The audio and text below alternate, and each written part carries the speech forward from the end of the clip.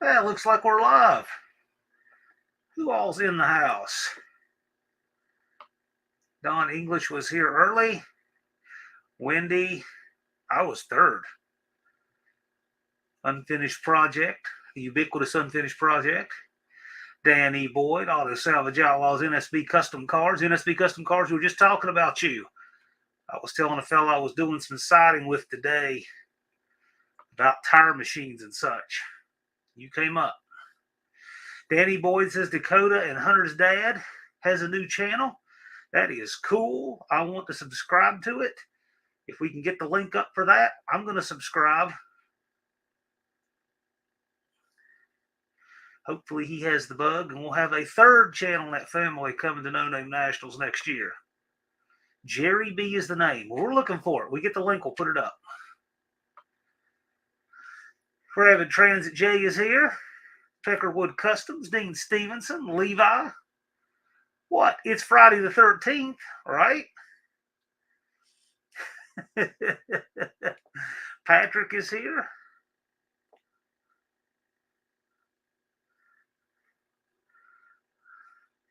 Yeah, people still coming in. They get the notification. Old McDonald has a car. Old McDonald, I saw your picture on 6% Recycled's community post. See, it's got a thing. We don't know what you look like till we see a picture of you. We did now. So Dan has posted it. Hang on a minute. I'm going to put this up on the screen. So if you could put a link up to that unfinished project, I'd appreciate it. I'm assuming that doesn't show in YouTube. Jackie Abbott, the baker of fine cookies, is here. Channel name is Jerry B. Yeah, well, Jerry's Old School Engines is the handle. Jerry B is the channel name, but with that, you should be able to get it. Wendy English is here. Old McDonald says, did your monitor break? No, it did not. It amazingly survived it. I mean, the computer's on life support, but the monitor's okay. I did vinyl siding today and got a little Spider-Man guy named Cody. And he gets up on the scaffold and up in the peak of the roof and all that stuff. And I measure and cut the pieces, and it works out. Turbo Tom 416. Levi picked up one of our secret weapons that we have up our sleeve. Well, that's cool. If it's a secret weapon, you can't tell us you have it. Then it's not a secret. Dean Stevenson says, nice mask. Well, what's to say it's a mask?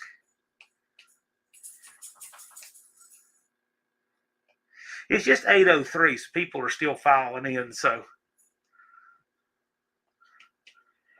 the chainsaw is family, right? No, it's Friday the 13th, right? So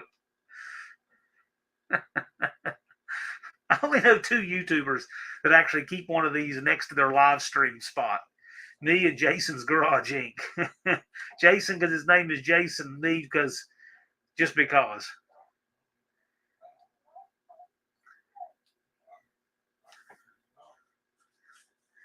It's still a secret. You don't know what the secret is. Like, okay. I won't know till I know.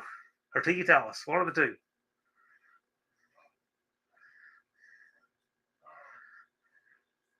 No one mentioned an ask. Yeah, one person did. Dean says he wishes he had one. Keep scaring neighbors with his face.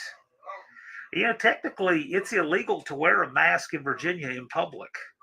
And that was with an exemption for people, I think, 13 and under on Halloween, you know, in certain times. There's actually a carve out in state law for that. But when the COVID thing happened, that became a big deal because people said, you are asking us to break the law to wear a mask. That was an interesting rub here. Might not be that way in other states, but it was here.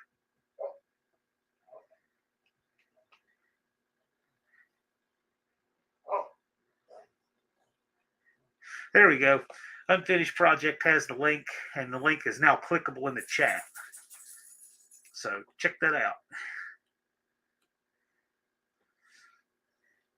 Dean Stevenson says you have the answers inside yourself. Yes, I probably do. I just don't remember what questions went to them or ever knew. That's the catch, right? There's J-Bo. There's Ron.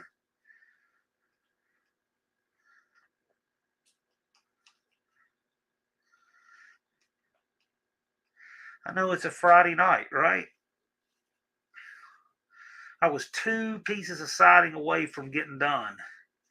I had to call it a day. So I need to do 3 pieces of fascia board and 2 pieces of siding, and I will finally have all of that done.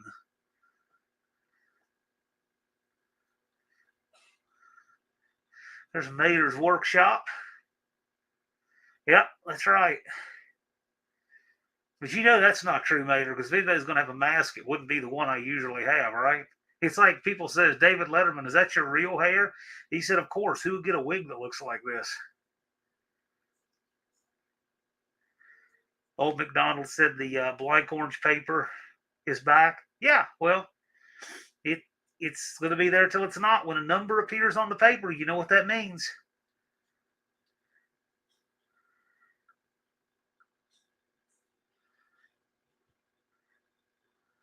There will be a number on it before you know it, and the number will go down to 0 before you know it. The season starts now.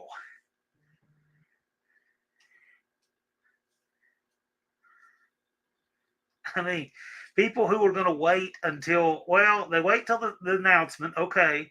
Then they say, I'm going to wait till the weather gets warmer. People who wait till the weather gets warmer almost never make it. It's those guys like Russell from Outfits Garage and, Barrows and these guys out thrashing in the snow, literally taking snow off their stuff to do it. Dawn, those kind of guys.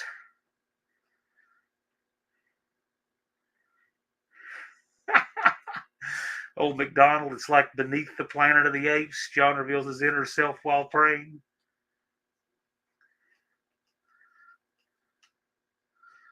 Mater's got the rumble of Top Fuel and funny cars here. All right. Tall Garage says, I don't do snow. Well, I don't do snow, but it does me. We didn't get any snow here last year, like 0. First year of my entire life that we didn't get any snow, like not even a half an inch. Literally had nothing more than frost. I'm sure we'll get some snow this year. We could never have that 2 years in a row statistically, but we'll see what happens. Although I did see snow last year because I went up to John Cope's place, got like 4, 5, 6 inches of snow. Like, man, the one time I could go a whole year without it, and I go somewhere that has it.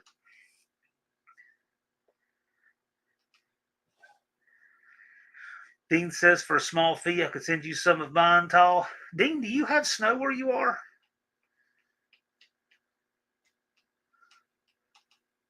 There's Barrows.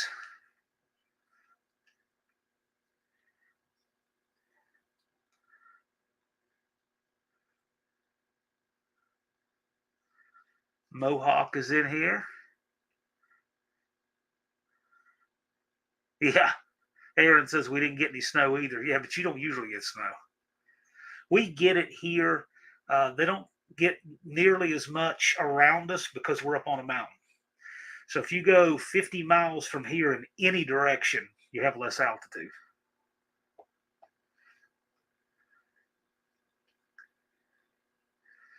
Yeah, Dean says above 1,000 feet. Well, we're 2,200 here. Someplace 25. When I go back home, it ranges from about 24 to 3,000.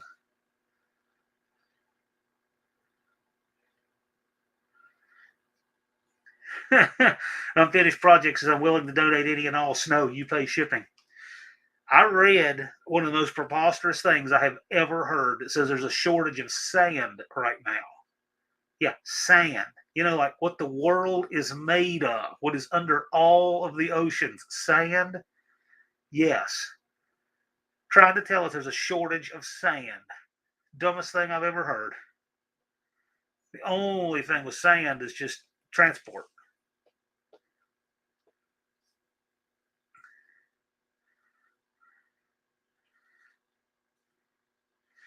Might be water by the time it arrives to Ohio. Well, no, Dean. Now, if you're going to ship it, you got to pay for refrigeration. There is a shortage of beach sand. How? How? How is there a possibly a shortage of beach sand? Yeah, right, but Tall Garage still. How is there a shortage of it? How is that possible?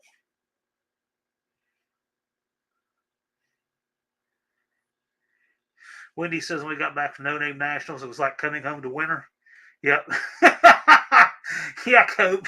We're just talking about you. Talking about the only time I got to see snow last year was when I came up to see you. The water rolls and makes it round. Right, but still, Tall Garage. You know how much coast we have? All right, it's 8:11. We had to get here for the first 11 minutes for my little tribute to Friday the 13th.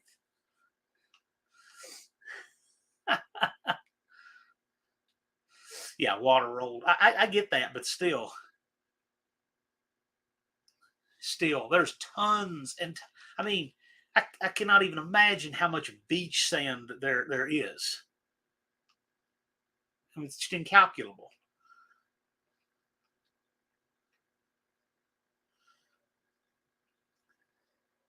China digs it up and takes it. Well, good. That means we don't have a shortage at all. We just stop that. That's easy enough.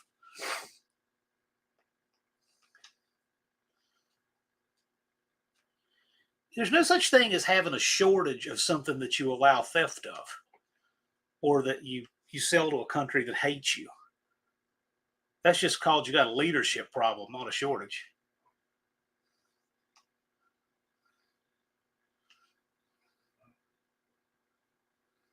Ship the snow in January and save on refrigeration charges. Hey, if that flies to the post office, that's pretty cool. You should give it a whirl.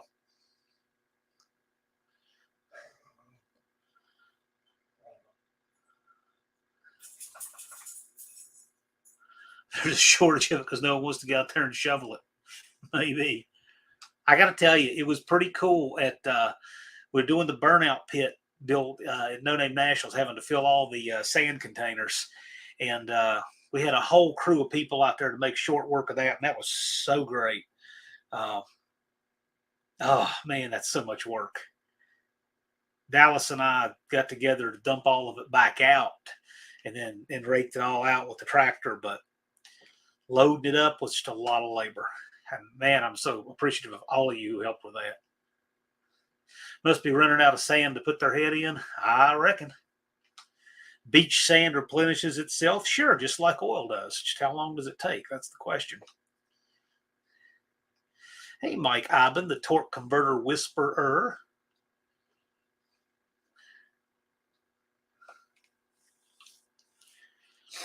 Beach sand replenishes itself. Yes.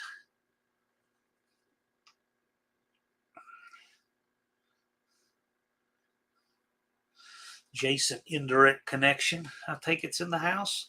I just see Jay. See, my comments will get together and jump in blocks. Yeah, there's Jay and Jason. There's Jason, indirect connection.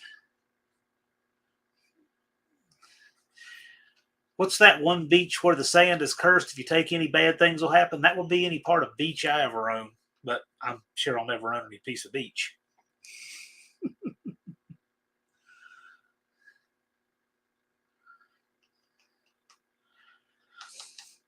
Yeah,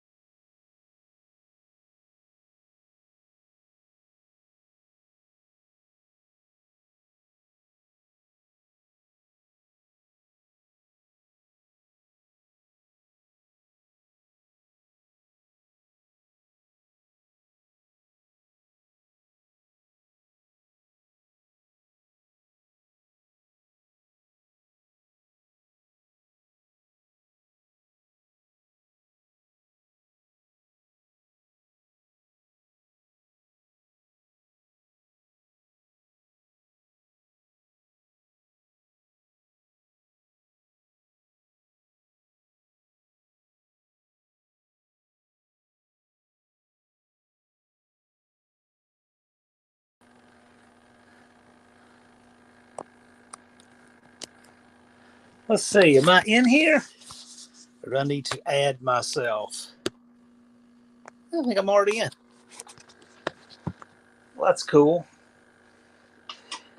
Yeah, had a crash. I went away, left my computer running. Should have rebooted it before I even attempted this.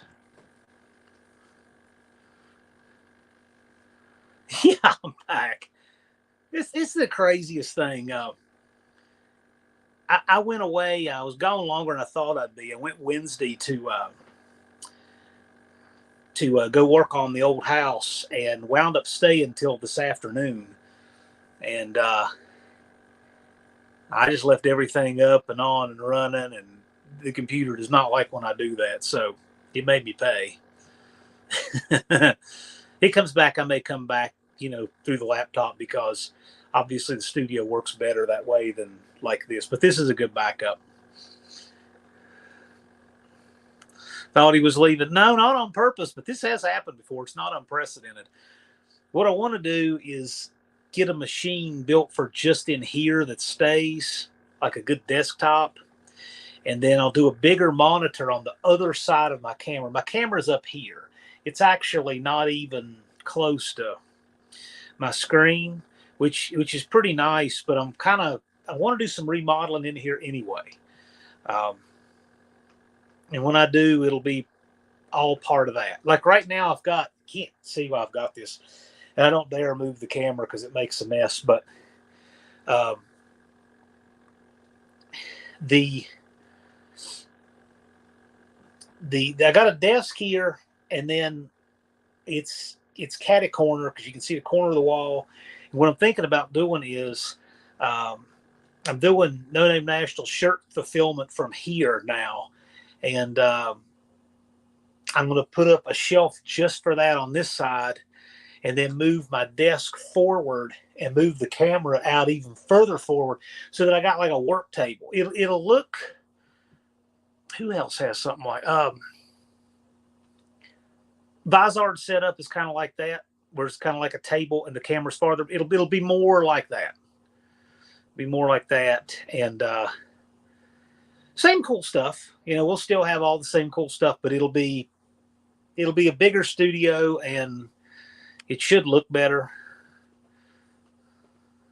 I thought about moving it where it is in the house too, but I don't know. This spot actually works pretty good.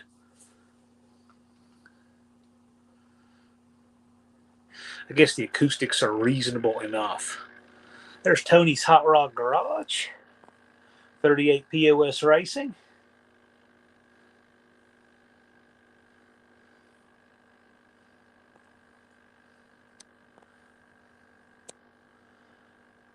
Torque converter, something else to put on the list and get advice on.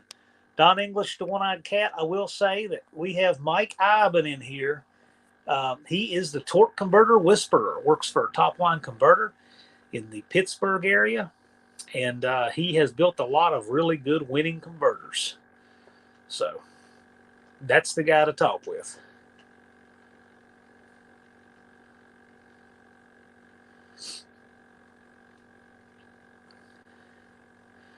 Heathen's already assembled. Blake, you missed it. I had a crash. I went away for about 3 days, and I left my computer up and everything, and it rebelled against me when I hit the stream. So, yeah. So I went to backup. I may switch back over here in a minute. Yeah, but I get the blue screen of death.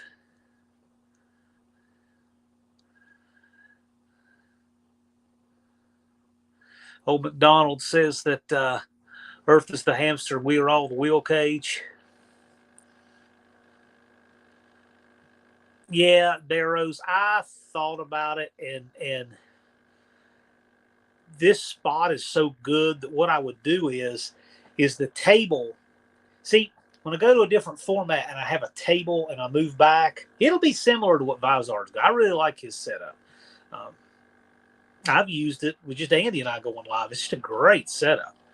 But see, with that one, I can just put my password and stuff in for StreamYard and just use it completely standalone and still use my laptop on the table and work if I want to. But what it'll let me do is I can do more stuff with the table, which is kind of cool. Don says Pittsburgh would entail a worthy road trip. Yeah, well, yeah. I want to go up there and do a live with Mike. We've already got it worked out.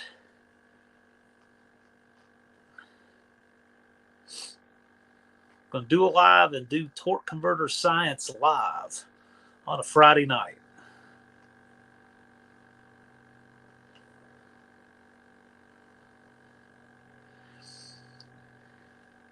Yeah, NSB Custom Cars, the guy that's helping me do vinyl siding, he's got a left front tire that even I think doesn't have enough tread on it. Now, that's really saying something. But I'm helping him find some tires. I told him I'd mount them for him. I told them about Rock Auto. They didn't know about that. We found them half price on a part they need for something else. You know, good stuff.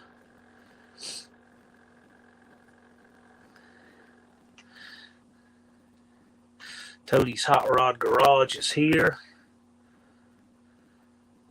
Talking about Tony's truck earlier today. To play up the angle of having converted a D200 to a D100 just to bother people. I may try to go back over to the laptop. Let this thing reboot and be happy. What do you think? Will it be a disaster? Or will it work? Yeah, Mike Evans says, let's make some torque converters. Yes, indeed. I've got two that I want Mike to make. And one is an 8-inch, and one is a little bit larger lockup converter. So, Dr. Doe said I could use some torque converter education. Mine wants to shove me through the stoplight. He's just trying to collect your insurance policy, that's all. But seriously, yeah, we're going to have a fun torque converter live.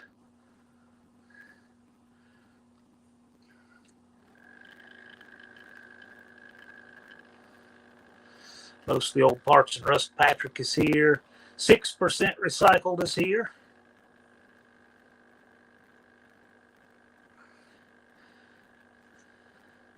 Yeah, Bad Tree Blake's got to whoop up on Ricky on the new Forza. All right, you show Red Light Ricky who's boss.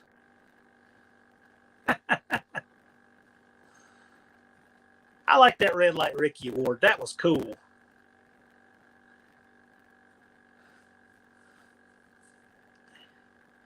Junkyard Deese is out with the car to run antifreeze through, stop for a pizza. Right on, L&A. Mike says, can you show the diesel shaft? Yeah, when I switch back to the other computer, I can do that. So actually, I'm running off my phone. I actually thought about, check this out. Since the phone is like stone axe reliable, because it's, all the people that, I can't hack the apps on Apple. It's like, man, you don't need to. They work. That's why I like iPhones. The same reason I like Glocks. They work. They don't have 3 times more parts and stuff and, start decaying and not working. iPhones just work.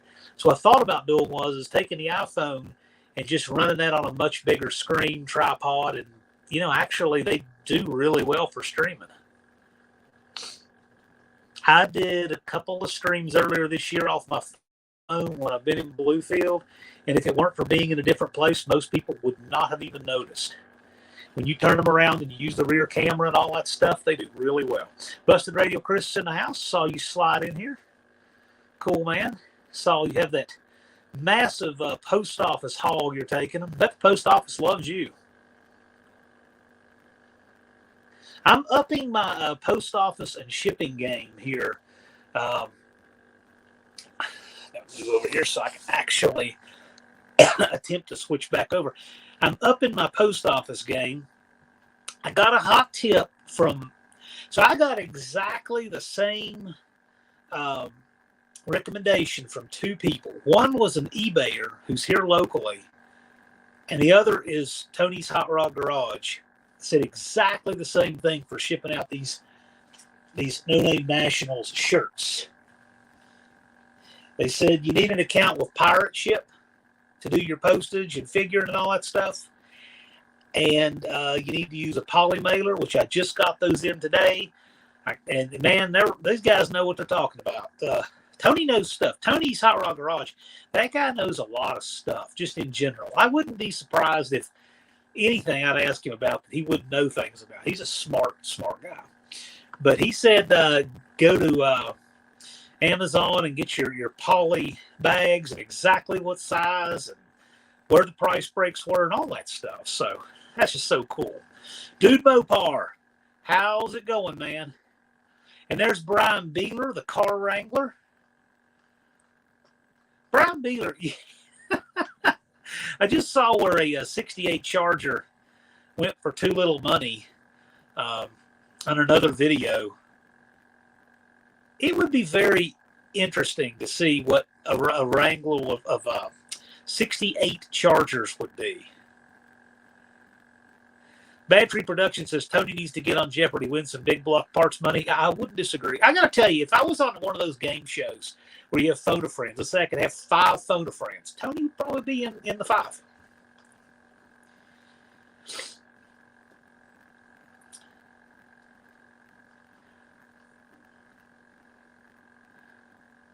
Dude Mopar says, hey, Patrick, my wife's willing to try some cookies. Yeah, everybody is. The catch is you just got to find Jackie before they're gone. You know what? I think we need to see if we can bribe Jackie to do some cookies like for drawings or giveaways there. I think that might be fun. I think that needs to be part of the purse for a match race next year. A tin of Jackie's cookies, which the house would pay her nicely for if she were willing to do such a thing. There's just Mopar Joe. Joe, did you take a break from conquering the world to come join us? I appreciate it. Lock up a light on the almost 35-40 through town without touching the accelerator. That was the thing that Andy Wood said about why you need to jet those intermediate circuits, was because if you don't, you're hardly using any of the gas pedal to cruise in these engines that make a lot of power. So it's just dribbling gas all the time, which makes perfect sense. And that's no small part of why he's getting 16 miles to the gallon in a truck like that. Well, Jackie, we don't want to take advantage of you, but your cookies are taking on a reputation and life of their own. So as long as people are having a good time with you are too, and we just love to add to the fun. There's Dust Devil Brian. How's it going, man? Battery Production says, whoa, Mopar Joe.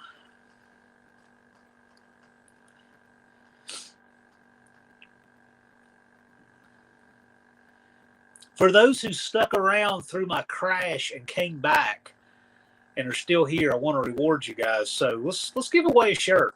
Why not? Let's give away a shirt.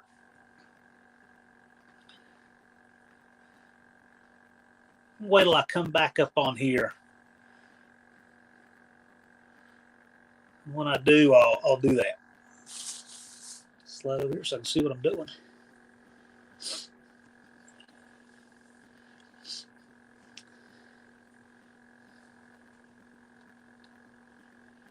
This is like Ghostbusters crossing the streams, trying to operate 2 things. All right, here we go. I'm going to go off of here and back on here, so look out.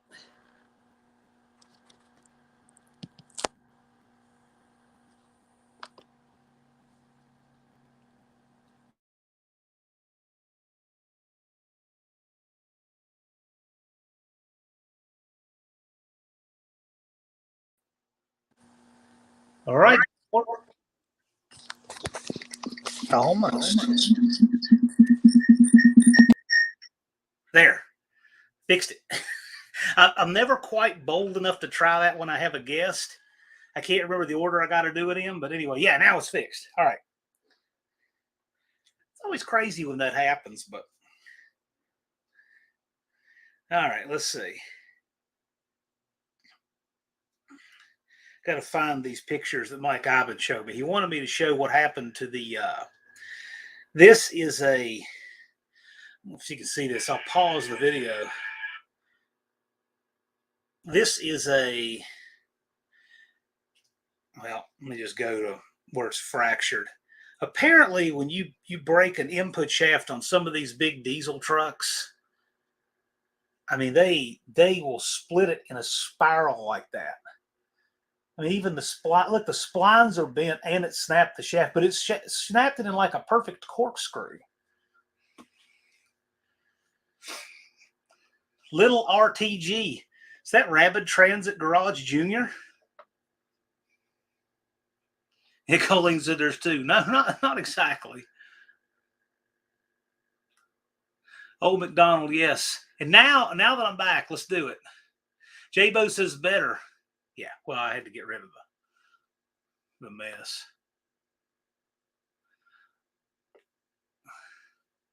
All right, let's see here. Let's do a giveaway. Let's do a giveaway. How are we going to do this? How are we going to do this? Someone text me a good trivia question. You know you're exempting yourself from the giveaway if you do, though. We'll let you guys pick it this time because I'm doing this spontaneously. Whoever's willing to exempt himself from the giveaway, you text me a good question, and then you have to watch the chat to see who gets it first. I'll tell you what, that'll be the winner for the shirt. Whoever texts me the question I use, I'm going to send a couple of these nice Schultz sign exterior grade decals. How's that? Mike Ivan says that's a 68 RFE transmission behind a 6.7 liter diesel. Yeah, it's something with all kinds of torque.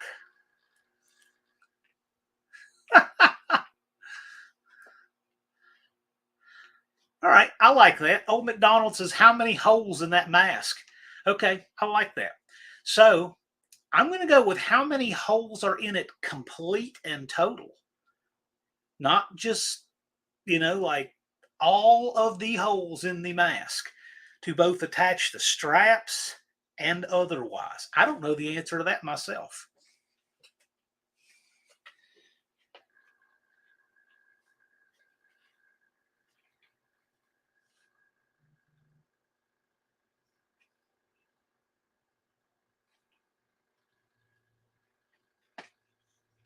All right, I got the answer. So, first person to get it. If you were watching in the beginning, you'll know what I'm talking about. It's this mask here. All right, I'm going to go ahead and lift it up. How many holes are in this mask? Counting all of them, including the ones to attach the straps. Close doesn't count. Dude Mopar, you're pretty close.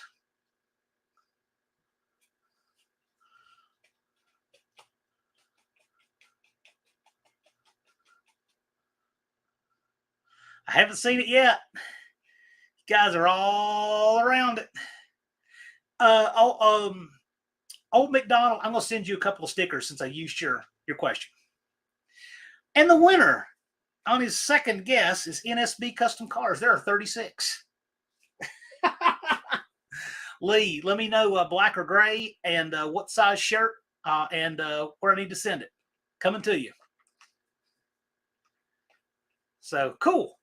I like that. That was fun and interactive. And old McDonald, shoot me an email with your address. I'll get you a couple stickers out. And anybody who sent me other questions I didn't use but are to use in the future, I'll do the same thing.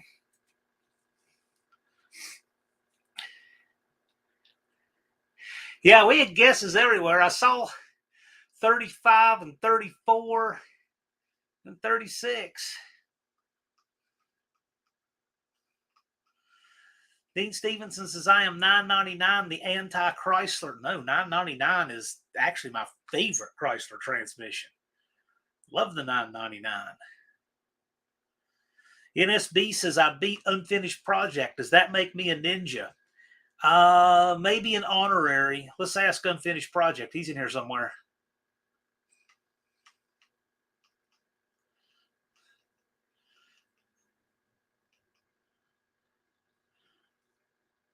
There's B&R Racing, who made it to Sikeston and got out on the track.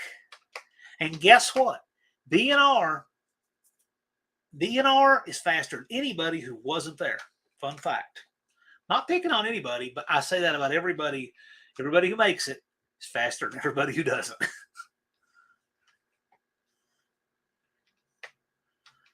Unfinished project is working on a caravan door, slow window. Dr. Go got 20 miles per gallon on the 2,000-mile round trip to Carlisle with a lockup converter and 275 back tires and 245 fronts with my 999. Well, cool. That's great. I actually get 16 in the van, which I don't think is bad at all.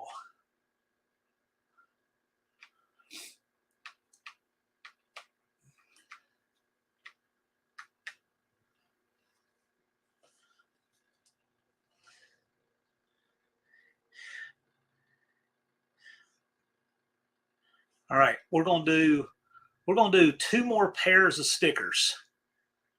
We're gonna do 2 more pairs of stickers because I got a couple of questions right here. 2 more pairs of stickers just because we can.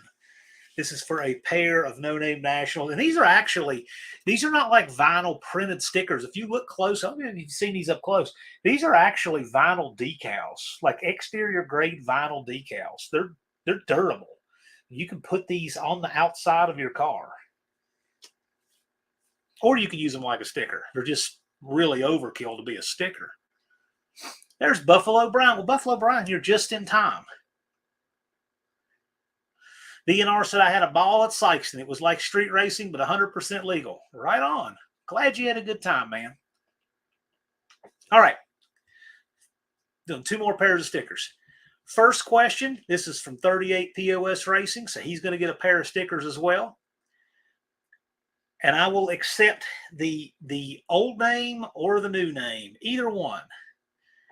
What transmission did John Wilburn take home from the 2023 No Name Nationals? First one to get that wins a pair of stickers. If you need a hint, I think it might have made it into Just Mopar Joe's video. Could have. And it made it into, J-Bo. J-Bo fat-fingered the keys and missed. Oh, I feel bad, J-Bo. Patrick caught it. Busted Radio, that was actually a great guess. That's what your default should be with me, but no, it's and I'm going to reply to Ray real quick just so I remember when I do my shipments tomorrow who the winner was. That was fun. That actually happened to Tony's Hot Rod Garage too. He hit another key or something and messed up his answer and lost a trivia last week. No, Ron, not from Carlisle. Yeah, Don English knows what I took over from Carlisle. That one's getting ready to go back pretty soon. Oh, goodness. All right, that was fun. We got another one, though. J-Bo has another chance at redemption here. All right. And because this one involves another channel, that channel is going to be exempt.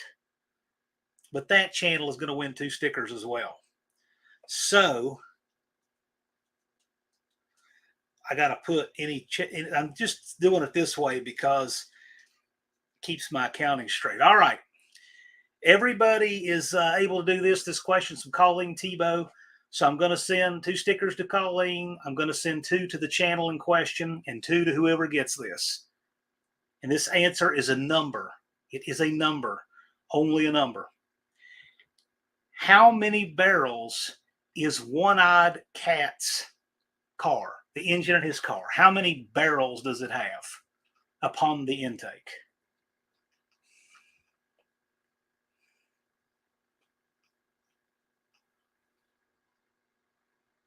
Ooh, gosh. Okay, let's see who. All right. I think I see the winner. Since I'm in StreamYard, I'm going to let you guys opine because I got so many at one time.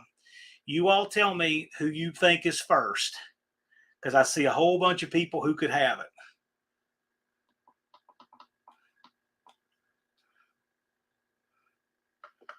Oh my goodness, look at that. All right. All right. Yeah, everybody seems to know it, Don. You're right. Okay. You guys tell me, because I want to make sure. Yeah, okay. I'm making sure. I saw Rapid Transit and Jabo, but whenever I have like 10 answers at a time come in and the screen jumps that high, I just want to make sure that nobody gets burned. Cope says 300. In other words, all of them. That would be correct. So RTG, yep, we're going to do that.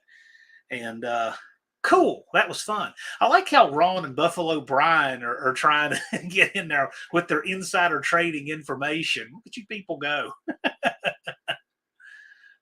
Yeah, Rabbit Train. That's good. Just making sure, because when you're streaming from StreamYard sends the stream to YouTube, but then YouTube sends the comments to StreamYard, and sometimes you'll see them out of order from one to the other. So I didn't want to declare a winner until you guys could show it on YouTube, since I'm not using you. I'm looking at the StreamYard screen. Ron, I'm telling you, everybody seems to know that. Everybody seems to know that. Buffalo Brian says, I think the rabbis were first. Well, perhaps. I know what you mean, Brian. Buffalo Brian needs to bring his demo derby car and get into some action in the No Name Nationals next year. I think that'd be a lot of fun.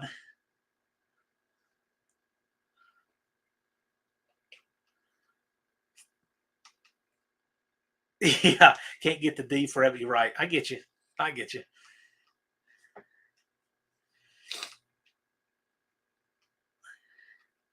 Yep, Ron saying no 5-barrel next time. Well, it was an interesting question. That 5-barrel thing has become pretty well known. That's okay. All right. For my bookkeeping, I'm going to send it to Colleen so I remember. I guess I'll be making a post office run in the morning. Well, cool. This is fun. I've been actually making a Saturday post office run a lot now because I've been giving stuff away on the lives, but this is just fun. I now have a pretty decent shirt inventory here. I got enough to have some off season from the No Name Nationals order, so that worked out pretty good.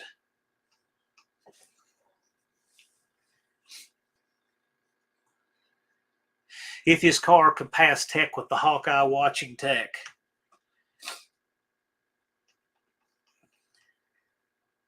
Perhaps.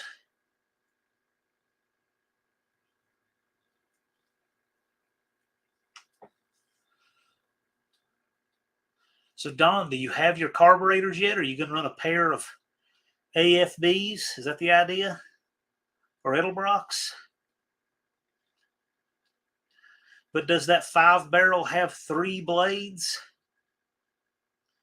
Well, I mean, it should have 5 throttle plates that go on 3 throttle shafts. Dust Devil says, you mean you're getting an off season, John? Not really. Didn't last year.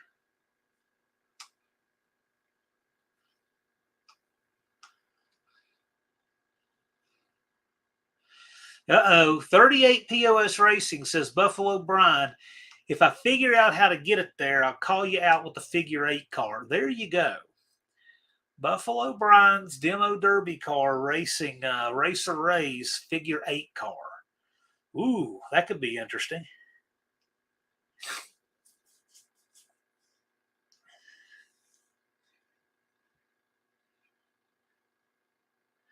Uh-oh, Busted Radio says, got to go load my truck.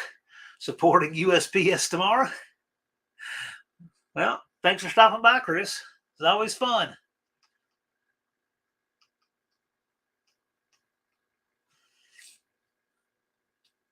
Yeah, Jason's garage is another 1406. That's a Carter. Yeah, okay. Cool. Cool.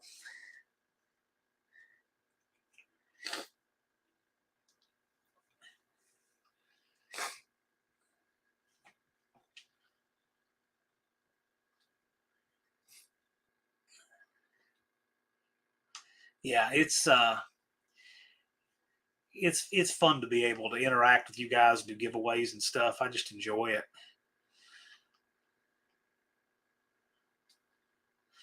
Later, Busted Radio. Ron English will be pit crew for Buffalo Brian, coincidentally his brother.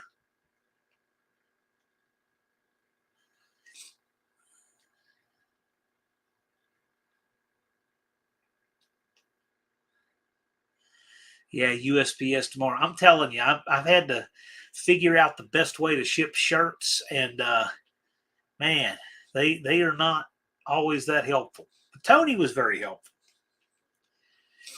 There is a weight break at 7 ounces, Tony. That's the weight break on the shirt. And I'm telling you, I think the scales at our post office down here are heavy because I read what things are supposed to weigh. I've read what they said they weigh, and I'm going to get out the scale of truth here tomorrow and weigh it myself and find out.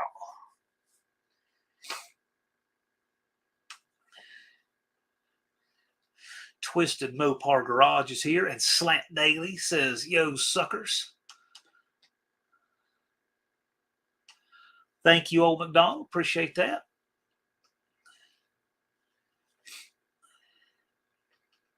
Professor P is in the house.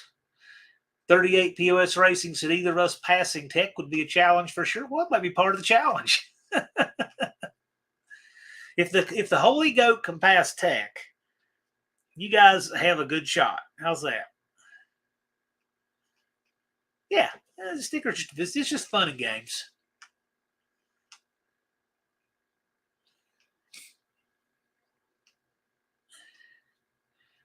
Let's go pick up Silver from work.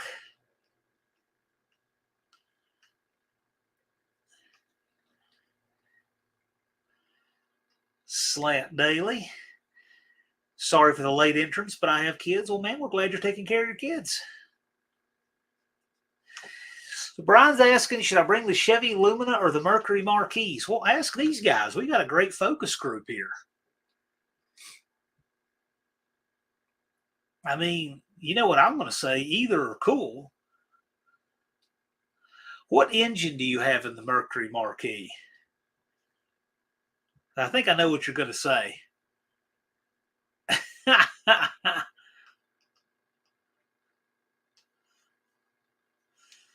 Man, could you imagine our detractors if we had a demo derby car going down the track? See, I told you.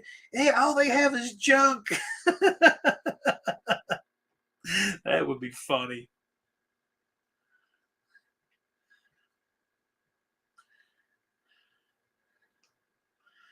Auto salvage, I get my Lumina ready. Should the wheels point the same direction?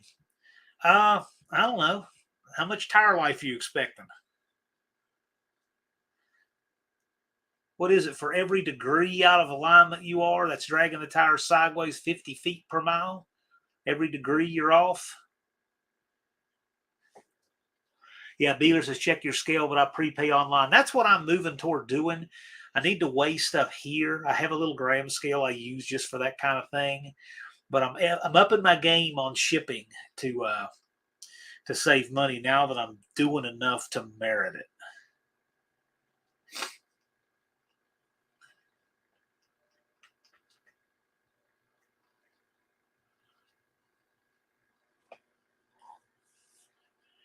Dr. Ghost said I used to see a ton of Luminas. Right. Well, Luminas, I remember Lumina had a lot of early features that other cars didn't have.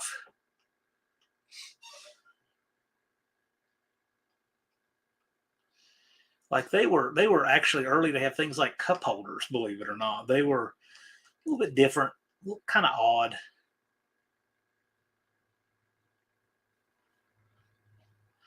Twisted Mopar says your wanted poster still up. Yeah, and it will be. Actually, I've got a frame right there. I couldn't get the correct size frame, but I found a thin profile poster frame that's exactly twice the size it needs to be. So I'm going to cut it in half, and then this will go in it, and I'm going to move that over here to get it off of my favorite quote of Joe's right here. Excuses are the tools of incompetence. So I don't want that being covered up.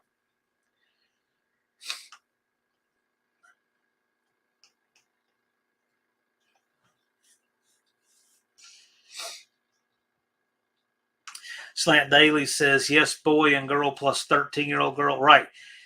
Shane's kids are the mischievous ones roaming the pits in Sykeston. A lot of fun. Great kids.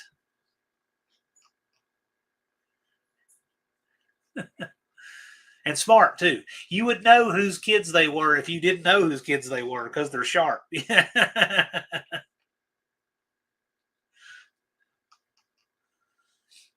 Danny Boyd says, one of my coworkers rolled alumina about 20 years ago.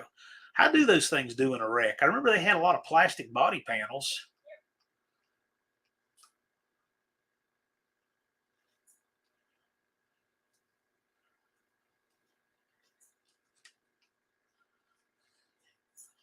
Rose says the police department in Blackfoot used to use luminas in the day. Everyone else had Crown Vic. Yeah, there were some lumina, police department luminas. There were some Tauruses at. There were some Taurus in the police departments too. Those first generation Tauruses, like in RoboCop, that had the old first gen Taurus. No, they weren't. They weren't mischievous. They just had the grin. No, they were great. They were great. Right. They weren't getting into stuff. Make sure. Yeah. They weren't getting into stuff. But they had that grin that smart kids have. They figure stuff out like that. 4-door late 90s model. Did they make the Lumina that long? I didn't think they did. Maybe they did. I don't know.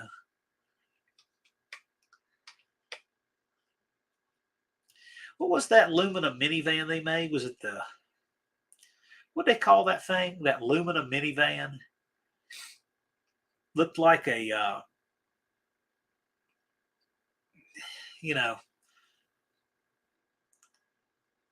looked almost like a loaf of bread in a toaster cast in plastic. You know what I'm talking about? APV? Yeah, that sounds right. I think that was the minivan that what's that guy's name? Tony. Yeah, his name was Tony. He was changing a valve spring on one, and this is when I was in auto shop school, and he had the bay way down from me, and he had his valve spring compressor sitting really funny on it. I said, man, that looks sketchy to me. Like, get out of here. I'm like, all right. And that thing, no sooner than I walked away, popped off and shot across the room. I didn't know how you could do that with a valve spring.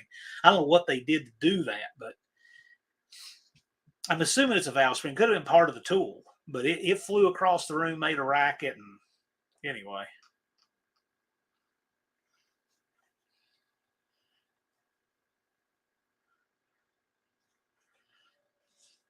Like an Astro. No, the Astro I thought was much cooler. This was a bigger van based on the Lumina. There's Destroyer 1320. That's dangerous. Yeah, it was dangerous. You put a mark on the cabinet by the alignment bay. Put a ding in the door. All plastic vehicle. Yeah, I don't know if they were good vehicles or not. They had the same drivetrain as a Lumina. I mean, what was that? What was the Ford that was based on the Taurus? The Windstar, based on the Taurus. I try to block that garbage out of my mind that I'm glad I don't have to work on. APVs were front wheel drive. Yeah, exactly. They were luminous. The Astro was it was a legit vehicle. The Astro, like Nick the Van Man has, those are legit. They're rear wheel drive. Can put a V8 in them. They're, consider that a bigger body Camaro. You can do whatever with it. Could have been an eye. Absolutely, Ron. I thought it was sketchy as all get out. But I heard whatever setup they had, it popped. And I still remember the sound, and I remember it hitting the cabinet on the side of the wall. Silhouette or Aztec? Yeah, Silhouette. That was wasn't that the Pontiac version? Then the Aztec was that hideous looking. The Aztec was, I think, one of the first ugly on purpose cars.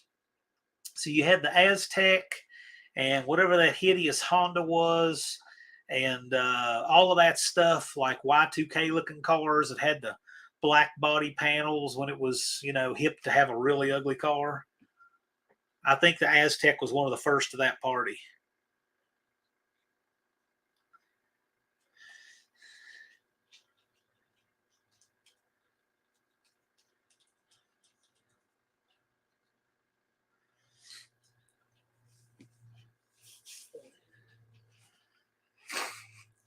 Soccer moms rejoice. Yeah, they were popular. I don't know how good of vehicles they were, but I'll say this: you never see one today, and you don't see Illumina anymore today. You will see every generation of Honda CRV and Civic still on the road today. Think about that. Aztec sold well. I don't know how they sold. I have never had a nanosecond of thought cross the desk of my mind that I would ever want to own or even drive one of those things. So, because that Aztec looks 90% prettier than a new Subaru Outback, I wouldn't know what a Subaru Outback looks like now. Unfinished project had an Aerostar hit a deer. Yeah, the Aerostar was rear wheel drive, as I recall. I'll tell you what I couldn't believe is the Aerostar back in the 80s when those things came out. Bigfoot, Bigfoot company, Bigfoot 4x4, he used to have a shuttle that they made from an Aerostar, and the thing had 2.5-ton axles, 48-inch tires, four-wheel drive, and it had the stock V6 in it. And they drove that thing around like that. I don't know how that ever had any power, but whatever. Aunt D said the lumina's all rotted out. The thing about aluminum were how that plastic body panels on it. I guess all the structural steel would rot, but you wouldn't see it with the plastic on the outside. So, ugh. That'd be like somebody painting over a termite damaged wall. Hey, that looks great. You touch it, these crunches. Aaron, the Aztec is fugly, in my opinion. That's a widely shared opinion, Jay. Yeah, Buffalo Brian said did really well with that car. Buffalo Brian, what is the ugliest car you've ever derbied? That's a good question for you.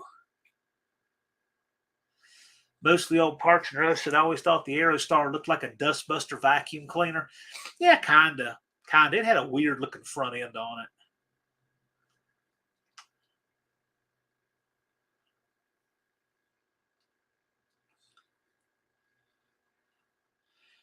Well, this is interesting. Here's some Ford tech.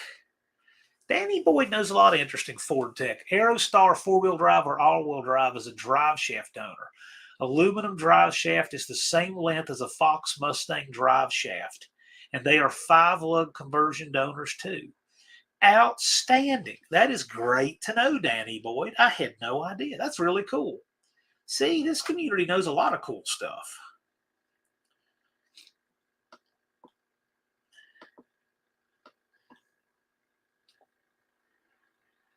Yeah, see, now Peckerwood Customs will never see one of those things again without thinking it looks like a dustbuster or whatever. Mercury Villager van, all the same stuff. Oh, who knows? There's Heavens Mopars. Said he finally made it. Talking with Stephen Holtz. Heavens Mopars, hashtag that will be a car again.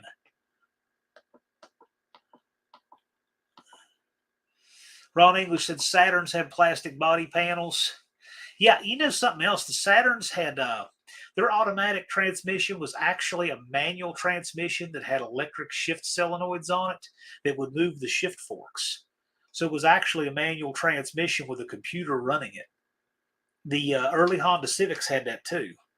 And that's why they would make the same clickety click sounds and straight cut reverse gears and all that stuff.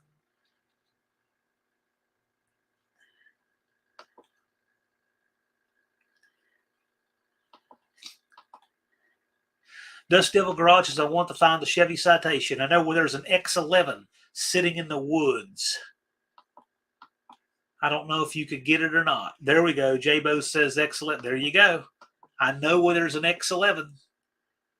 Just sitting. Been sitting beside this house for at least 10 years.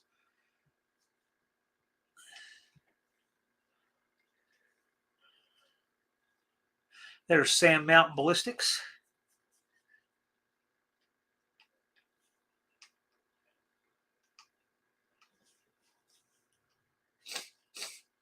That sounds like an Eaton auto shift. Yeah, maybe. I don't know. I just remember that's what they had.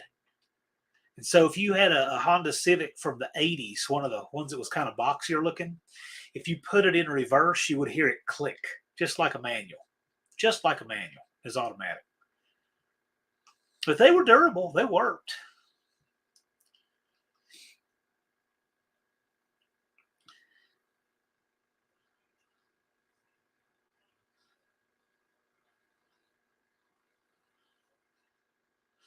Dean Stevenson said, just speed in a Chevy past a state trooper and you'll get a Chevy citation.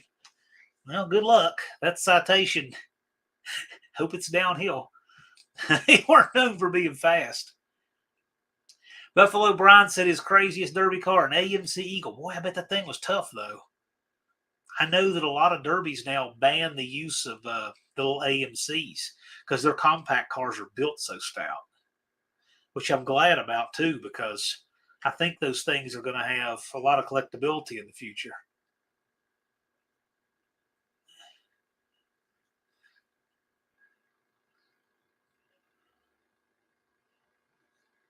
See, Jace has always wanted an AMC Eagle. I could see that. Yeah, Jay, what do they call it when you have a 2-foot snow there? Spring? That about right?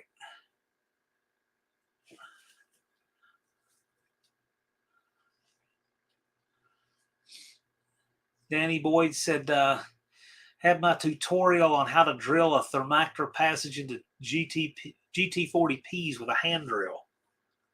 Okay. Dr. Go said the Cimarron Cadillac is the same platform as a Citation. The one I always liked with the Cadillac was the, and I don't remember what you call it, but the Cadillac that was a Chevy Cavalier, the early 80s Chevy Cavalier Cadillac that fooled no one. I remember seeing one in a junkyard one time and kind of looked around, and it had some fanciness on the interior and a different grill and stuff. I'm like, this fools nobody. See, if I was going to go Cadillac or something like that, I'd want to go all the way and have the giant Superfly headlights and all of that. Something you have to have a leisure suit to drive. Here's something I had no idea. Indirect Connection says, if I remember correctly, all AMCs had the same engine compartment, so they could share an assembly line. They might have the same frame rails too. I had no idea. That's really interesting. Had no clue. He said the Cimarron was a Cavalier, not a Citation. Yeah, that makes sense. Yeah, that makes sense. Yeah, that's what I'm talking about for the Cadillac, right? That's what they called it. Yeah, Danny Boyd, it's the same shock towers too. I had no idea. How cool is that? Never knew any of that. That's neat.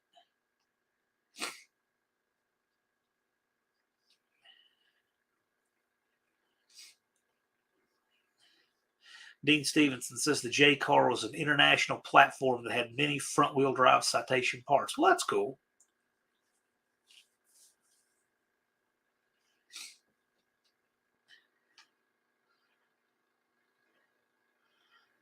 Dizzy says Cadillac Atlantic. I don't know what that is. I am so not a Cadillac guy. GM got sued over the Cadillac that only had gold badging over the Chevy. It was about 11,000 more. Okay, well, I call that whoever was dumb enough to buy it in the first place. 38 says I can set you up with a 72 Coupe de Ville. I'll pass. 38 POS Racing did set me up with a nice 518 for the van. That I needed. And a hitch. Heavens Mopar said my first car was within a day of being derbied. Red 65 Dart GT and still has it. Well, that's cool. You saved it from a derby that you traded a 71 440 road for.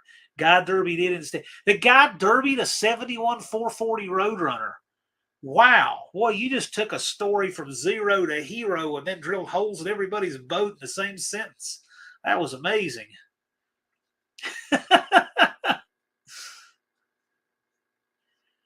Levi says, Jackie, if Patrick buys parts from me, you can pay it in cookie.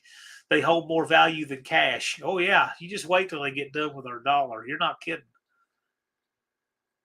I think the butter that Jackie gets from these cookies, it like comes from this one specialty shop in the Alps, and it's about $9,000 or $10,000 an ounce. And she has a chopper take it with specific refrigeration control, and it lands on a helipad in their backyard. I think that's the secret to Jackie's cookies. She was telling me something about the butter, and it was about like that.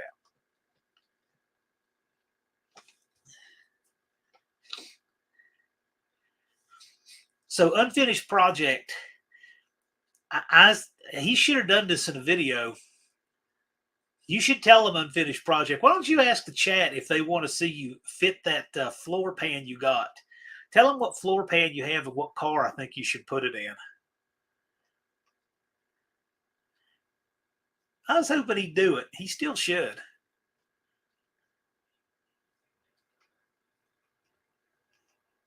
Slant Daily can't wait till PRI to get my cookies. It'll be so funny. You'll see somebody that has this booth that they spent $10,000 on, and people will be walking up to it. Hey, man, where is Jackie Abbott? We'd like to find the nice cookies. Okay, later. Jackie says, I do like my butter. See, I wasn't even exaggerating too much. Probably only 8,000 pounds.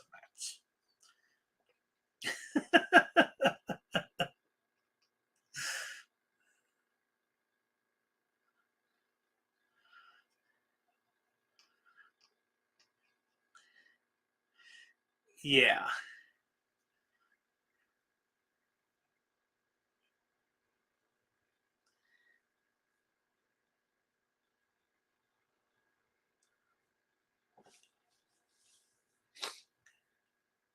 Yeah, speaking of X-Acto knife, I tagged the BTP hoodie just a little bit with a knife, the utility knife today, and never touched me, but it nicked the shirt. It's pretty amazing, and cut a real clean little 1-inch slot in. It didn't hurt anything. Didn't get my phone somehow, but it just happens.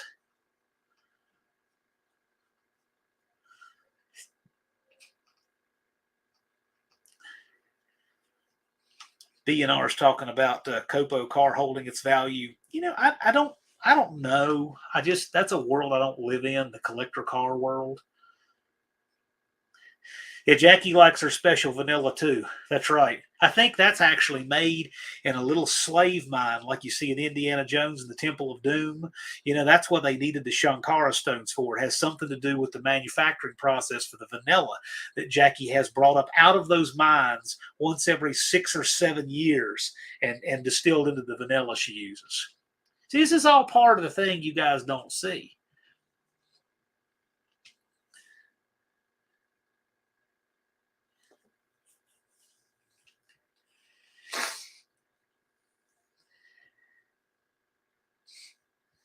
Buffalo Brian wanted some of Jackie's cookies, didn't get any. Well, join the club. I didn't the first year either. All I got to do was hear about them. Yeah, something sent me a link to a Cadillac that I need. You know what's funny? He sent this. This is 65. My grandfather had a 65 Cadillac. His was just white, didn't have that ridiculous looking spare on it or anything. One of my uncles just wound up trying to sell it to somebody and it disappeared, because that's about how my uncle operates. One of my uncles. My other uncle would have made that guy disappear and gotten the car back. They're as different as they can be. Dean Stevens says he reckons I have been practicing flintlock etiquette and got his shirt jammed pulling up on the breech. No, I always bob the hammer so it doesn't hook the shirt when you draw it. Hot tip.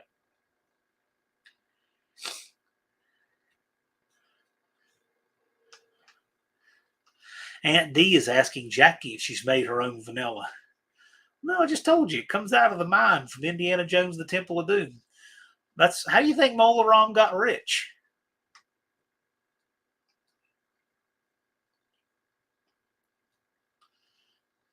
There's Dr. Art.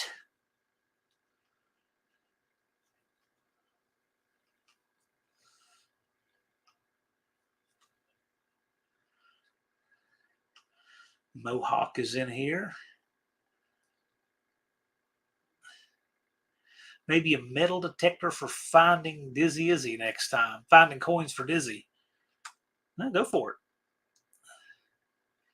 Heavens Mopar says Jackie will need to make 2 months before No Name Nationals in 2024. Yep, maybe.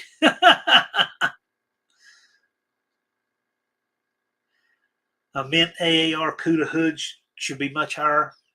Yeah, of course. You know, I got a comment.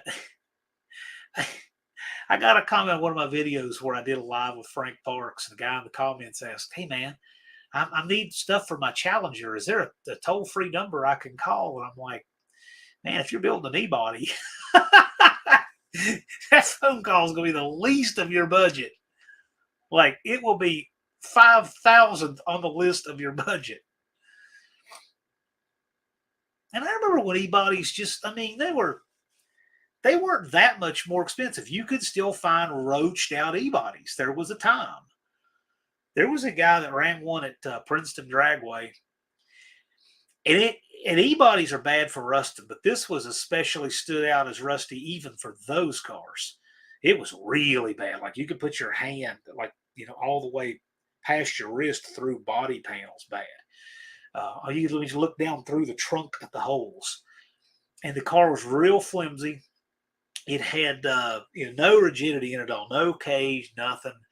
And I remember he would spray it. It was a big block and spray. He was one of those. You throw all the power you possibly can, let the car twist up like a pretzel, see what it does.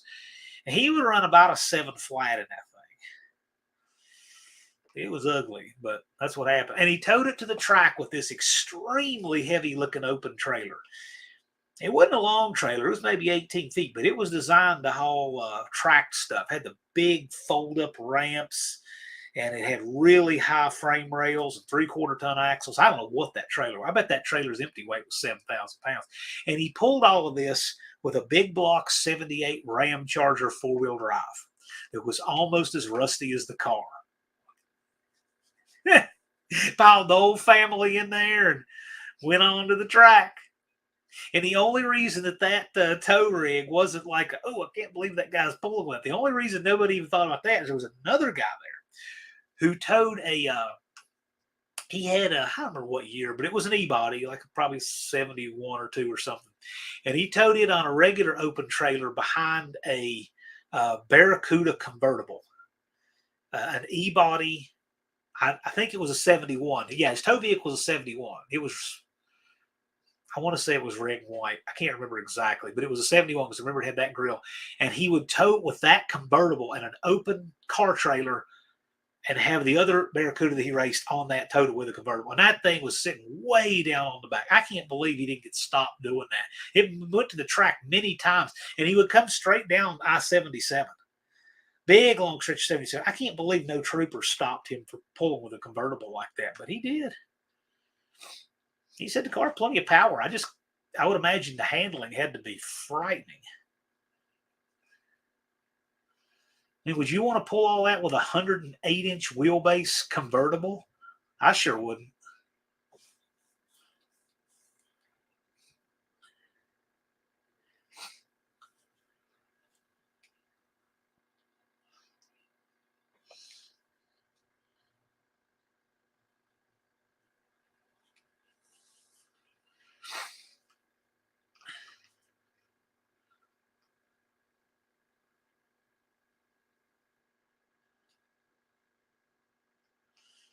I don't know, a bunch of talking amongst yourselves.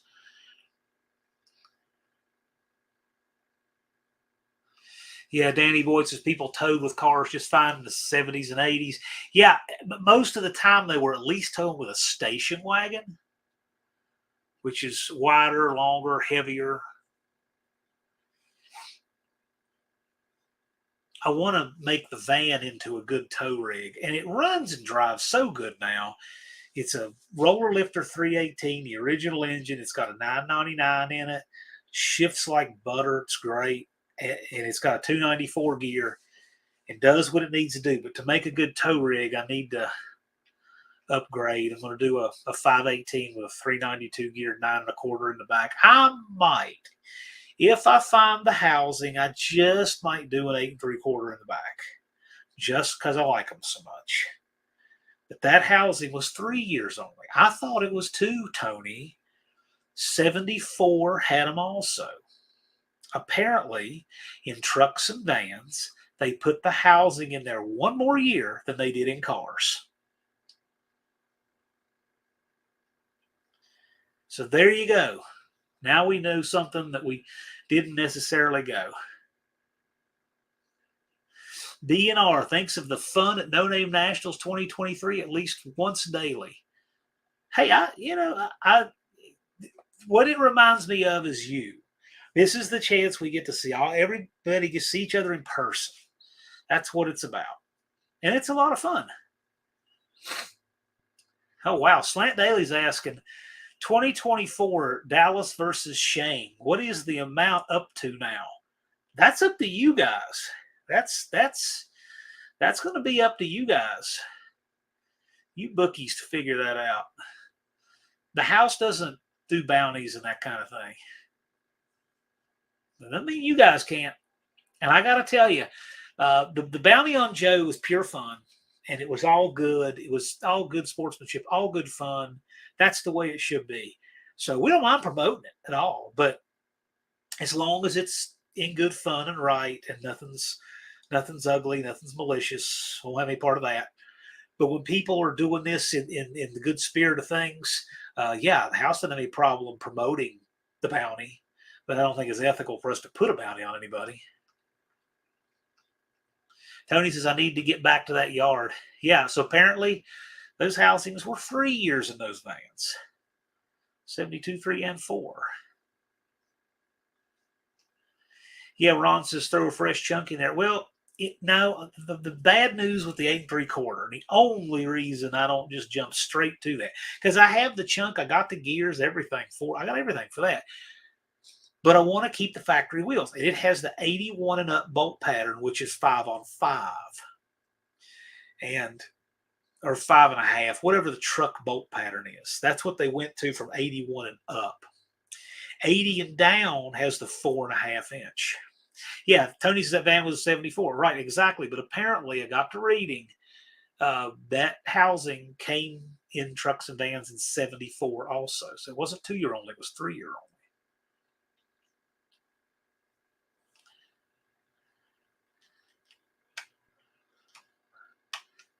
Rabbit Transit Garage, is it wrong? I'm thinking of setting up my tow rig and sleeping quarters for one of the year. I say no. I don't know, man. So Mopar's Mustangs and minivans bought a school bus, and I'm sure I know where we're going to see that school bus. So we'll see. Mean Street Mopar, are you in here?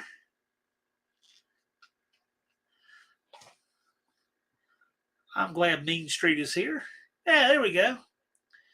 Mean Street Mopar in the house. He was everywhere at the No Name Nationals.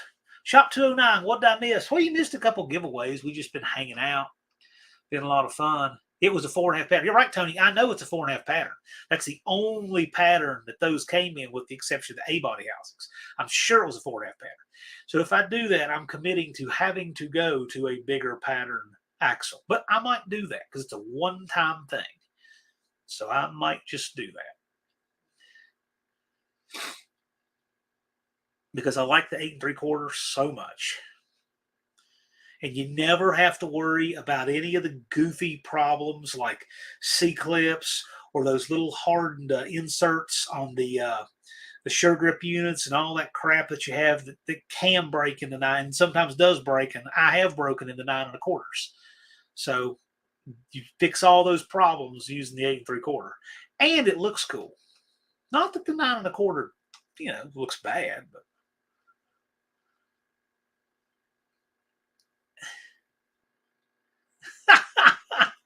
Unfinished Project said 68 to 72 Nova floor pan, 74 Duster Dart Sport clone. The Duster's basically a Nova. Yeah, I told him he found a 68 to 72 Nova floor pan, and he's got a Duster he's making a Dart Sport clone. I said, yeah, just go ahead and make it fit anyway. Tall Garage says 8.8 is better. Fine, just not for me. I'm not a Ford guy. I know people have done the 8.8 stuff, but in that van, I'll either do an 8 3/4 or I'll do a 9 1/4. Man, I hate to get a Dana and then have to still change axles. Yeah, whatever. I'm not going to change gears in it anyway, so it's not like the dropout center section still has. You can still get a pair of axles from Dr. Diff. Yeah, right, and that's not bad. That's not bad at all. So I think about it, because if I do all that, I want to change axle bearings and make it all fresh. So Shop 209's got an 8.5-inch 10 bolt. Yep. I don't have a feel for how much you can get away with what on Chevrolet parts.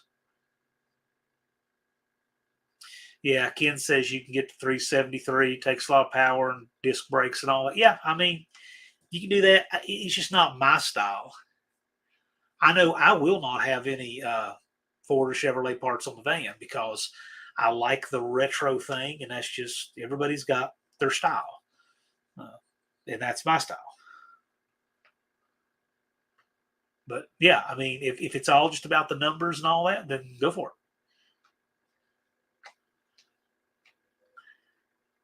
Dana 60 are rocket launcher proof. Yeah, they're stout, no doubt about it. I've never had anything with a Dana like that. The Unfinished Project says the Nova trunk pan is for sale. If it doesn't move, I'm going to use it. Hey, Shop 209, are you interested in a Nova trunk pan? I forgot. Mr. Nova's in the chat. Shop 209. Shop 209. If all of his Novas vanished tomorrow, you would see a blip in the world supply of Novas. Because I think he has most of the Novas in the state of Georgia. Pretty close.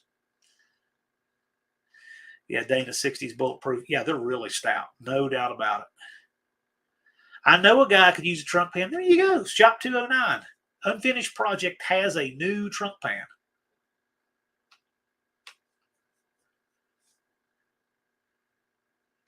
Yeah, he does. He's got a new 6872 trunk pan. So y'all, if y'all could make that work, do it. That'd be cool. It'd be a fun collaboration.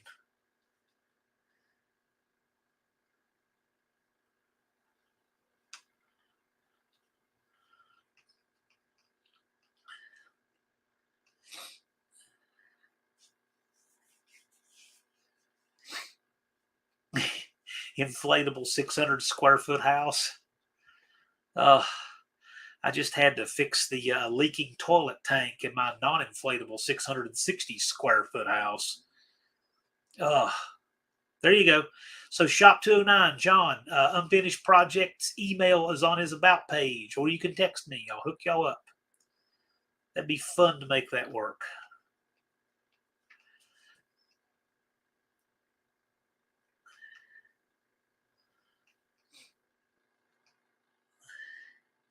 Ron English says community coming together to get things done. Indeed.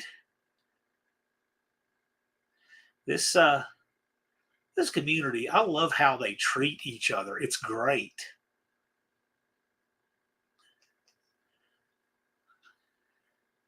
I had 2 sets of gears, a transmission, a torque converter, a hitch, and a tunnel ram come from 3 different states to the No Name Nationals for me that I had accumulated over the course of the year. Danny Boyd says, why do engines always expire right before a big race? Because they just do. Kind of like why you always get flat tires as soon as you get tires. Of course, there is more to that. The tires pick more stuff up when they have better tread, softer tread. Slant Daily says, I love this community. Me too. We were joking about another live stream that was in progress from a bigger channel during Shane's live stream. And I'm like, the top 10% hang out here anyway. So And I mean that. This community right here is fantastic.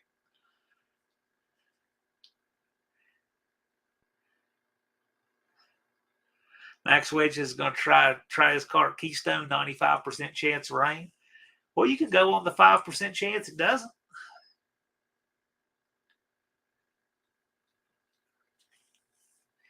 Tony's Hot Rod Garage says, yeah, there's a shining example as Tony. There's a get stuff done guy if ever there was.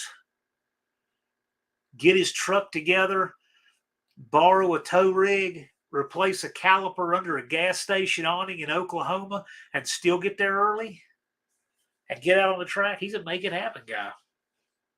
And that's just whoever popped up my screen. Chat's full of those kind of people. Like Andy Wood, like Shop 209, like Max Wedge. Unfinished Project. Unfinished Project gets a ton of stuff done. He's very, mystical and all that. But let me tell you, that guy works really hard to make stuff happen. There's Raging Cajun Garage. Fancy seeing you here. Thanks for stopping by.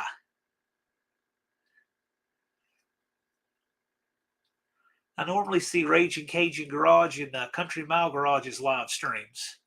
Glad you could make it. Indirect Connection is saying, have we figured out how to get a 69 Charger roof from New Hampshire to Milwaukee yet? I think Heavens Mopar Scott's working on it. Oh, wait a minute. What does he say? The rooftop. Wait a minute. This is good. Speaking of community, maybe next week the Charger rooftop may be at Andrew Nelson's place if the shippers accept my offer. It's on the table. Wow, that would be cool. That would be wild. And that answers Ron's question. Busy Izzy's. We know that. Yeah, that guy. Don't eat it here.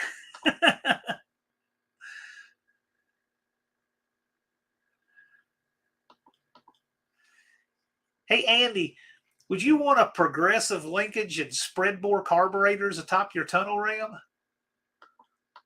What's your thought on that?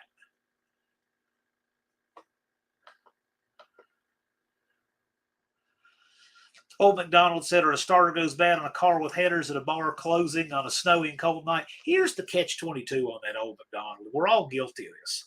The starter didn't go bad when the bar was closing on a cold and snowy night. The starter started going bad at the beginning of spring, and we just let it get to where it would click once, then click twice, then click 17 times, then click 47 times, then click until the battery was dead before we said, hey, I think my starter's going bad. You know that's the truth. We had all kinds of warning and did it anyway.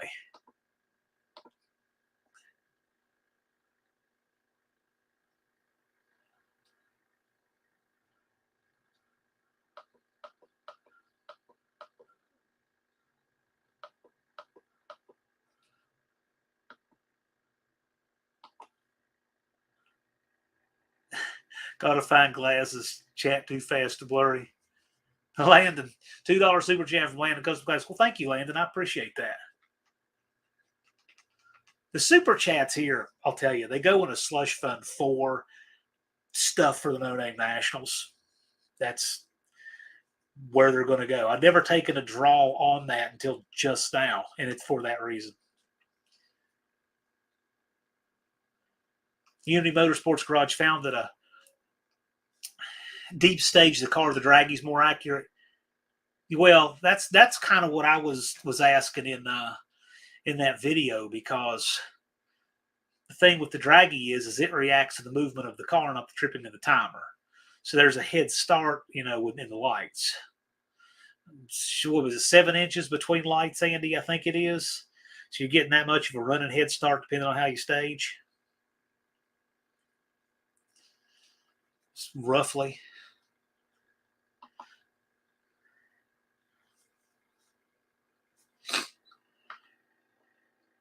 Hey, New Guy's Guitar sneaked in here.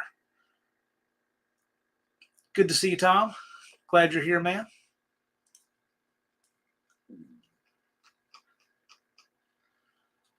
B&R Racing said they never get adjusted to valve lash. I always thought was interesting, these old cars. One of the early emissions devices they put on four-cylinder cars in the late 80s, these things called jet valves. I don't know how long they used them, but they were these. I mean, that valve was only literally a quarter of an inch or 3/8. And it was a valve that was designed to be, I guess it was supposed to be like a more sophisticated EGR system, I'm thinking. I don't really know exactly. But what would happen is they would carbon up and break. I can't tell you how many I've unscrewed out of the head and just found the whole head of the valve missing and just carboned up. They're just garbage. They didn't put them on cars long for that reason. At least when they went bad, they would carbon up so you weren't losing compression. But the problem was, well, the top would usually come all apart too, with the spring and everything just laying down in the head. But what happened to all that trash that fell down in your rings when the head of that valve came off? That late 80s, I think the late 80s, the mid to late 80s had to have been the absolute low point for automotive emissions. Worse than today by far. That's like when they really didn't have anything right. Dr. Doe has 223 rear gears in my Sure Grip. What brand are good sources to get a 273 or 323? Well, you have an 8 1/4. Well, obviously, Dr. Diff is good if you're buying new stuff. That said, 273/23, that's an easy gear to get at a swap meet. And I'll tell you, if you have an 8 1/4, you can use stuff from a Jeep Cherokee all the way up to 2007, maybe even a little later than that. Tony said, yeah, I remember those. Hyundai and Mitsubishi used them like, exactly. Hyundai Excel, Mitsubishi Prius. See, I couldn't stump Tony with that. Yeah, those things were junk.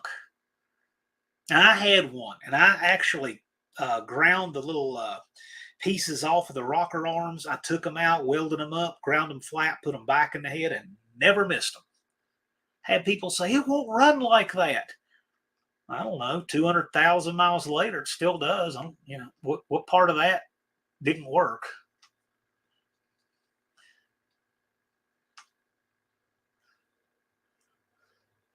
Barrows says, I know with a straight axle that is set up with shackles up front, it cuts 2/10 off your time because of how the front end jumps forward when it unloads on launch.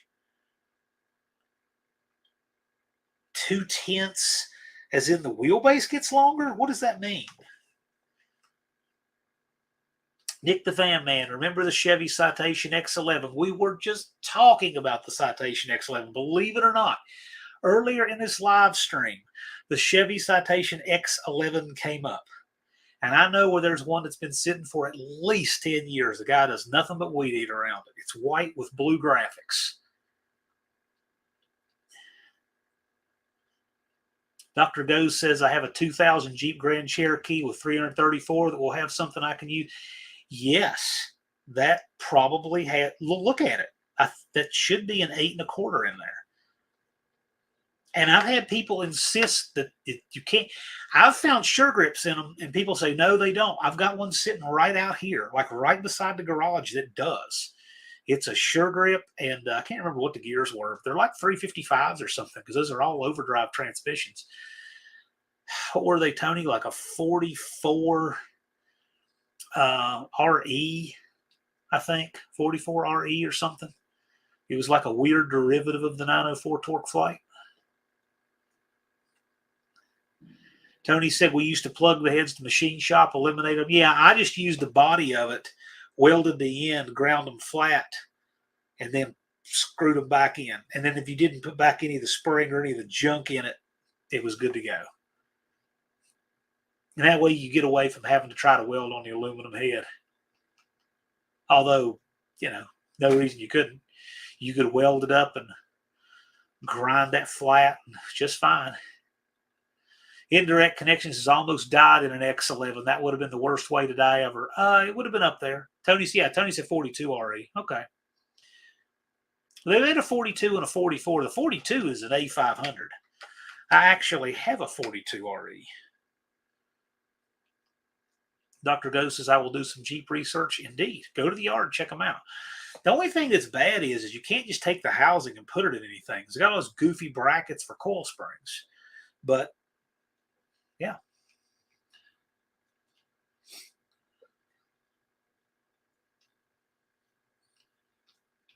Barrow says with leaf springs, your wheelbase changes as it goes up and down. Not much, but a little.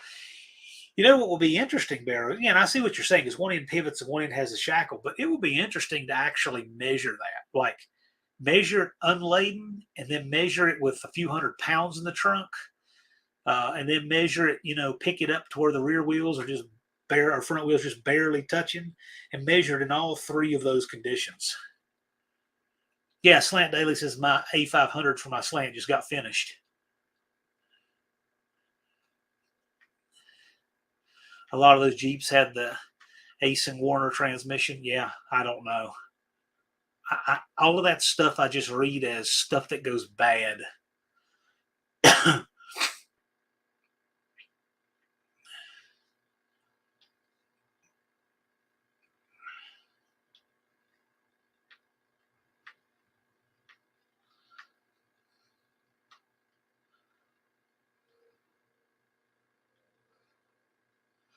So Nick the Van Man 90s 350s at the machine shop, parts ordered around Christmas. It'll have a 350 in it. Right on. He wants to come back to No Name Nationals and running the nines with it. Look out. I have a feeling Nick just might keep going and keep going. You never know. Old McDonald said, wouldn't depend on how stiff the springs are. Not that much. It would depend how much weight you put on them. Yeah. Stiffer the spring would take more weight to get the same result. I know a guy that he built this. It'd be hard to dig it up now, but he's a guy who used to do a repair work for me before he moved out of state. And he built this wild little, some kind of little British sports car, but he put it on a Jaguar frame. And the Jaguar weighed something like 4,000 pounds. And he left the same springs in it. And the car he built probably didn't weigh 2,000. And the springs were so stiff, it was just like there were no springs.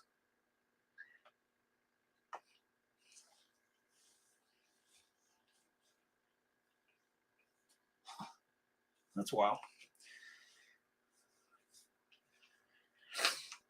Wendy says she's going to run in the No Name Nationals next year. Wendy, you should build you a channel. That'll be interesting. BNR recommends Motive gear. I'm old school. I have Richmond, although I did get just a couple of Motive gears recently, so we tried them out. I now have an 8 3/4 in every ratio from 276 to 557. Unfortunately, they're not all set up. Boy, that would be some wild back testing. Drop the chunk and change every gear out from 276 to 557. They're not all, I just wish they were all in chunks. I don't even quite have enough to do that, but it would be neat.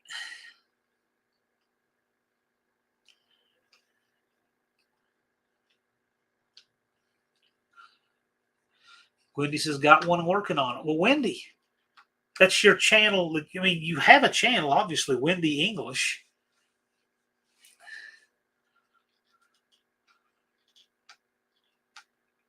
I mean, that is your channel you're using, is the one you're commenting under, correct?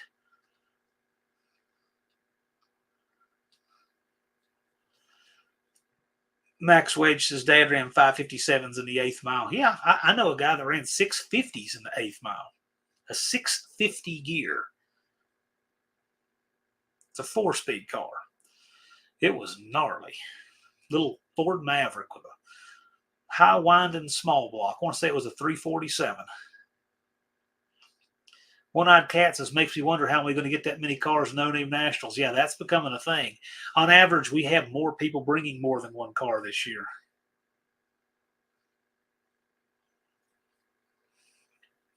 Ron English, I know where there's an aluminum block slant 6 core. I do too, but the thing is, with that open deck, it just deters a lot of people from building them. I mean, they look cool.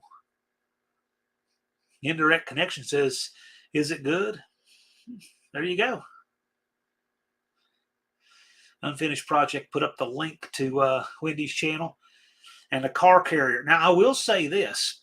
If you guys were to do a car carrier, coming from the Northeast where Buffalo Brian is, I bet you could get a few people to chip in on the cost of it. So if you had a trailer that you had any excess room, there were probably some people that would give you some coin to haul a car down there and back for them.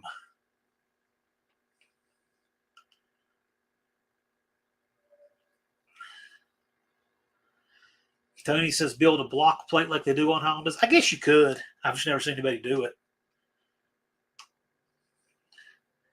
One-Eyed Cat says it's not a core, it's complete, including the draft tube. Yeah, it can be complete, but it can still be a core. It's a complete core to build with. There's two kinds of, in my opinion, you've got a core that's like a builder, like the engine was running, pulled out, hadn't run forever, or it was smoking, knocking, whatever, came out, but it was complete and it wasn't messed with. That's a good building core. That's the best core.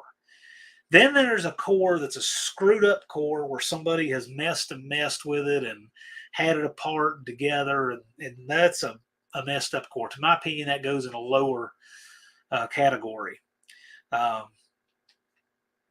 Some engines, it's worth taking the messed up core, knowing you're going to have to really do a lot of work to bring it back. Some engines, it's not as much worth that. The aluminum 6, either one would probably be worth it if it's what you wanted to do.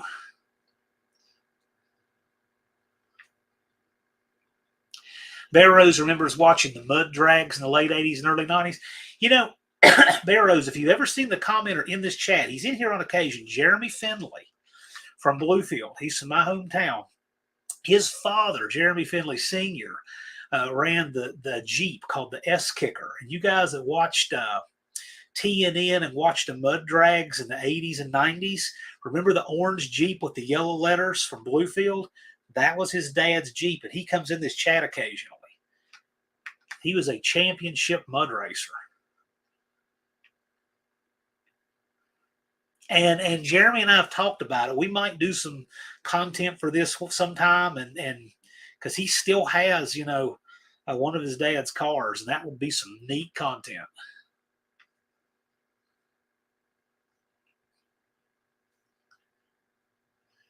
Only problem with multiple cars on a car carrier is the cost is still the same.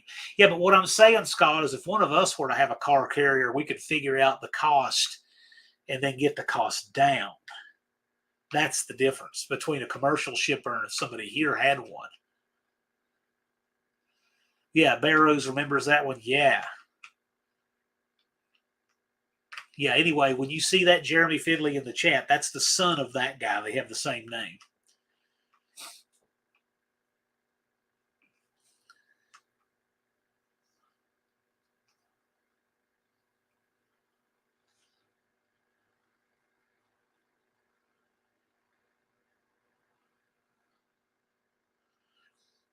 Yeah, I want to do some content on that. I think it'll be fun. Who knows? Maybe we'll do a live. We'd like to tour the old mud track up at Lake Shawnee. I have not been there in forever, but he still knows it. He still has access. He knows the son of the guy who ran it in the day, and the family still owns it, so we got access. I think it'd be fun to take a look at it, do some photos of then and now. That'd be neat. But I remember that Jeep running then. And then, he went on, he was running on television and made quite a name for himself.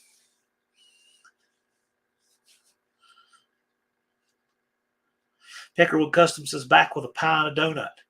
What kind of pie? What kind of donut?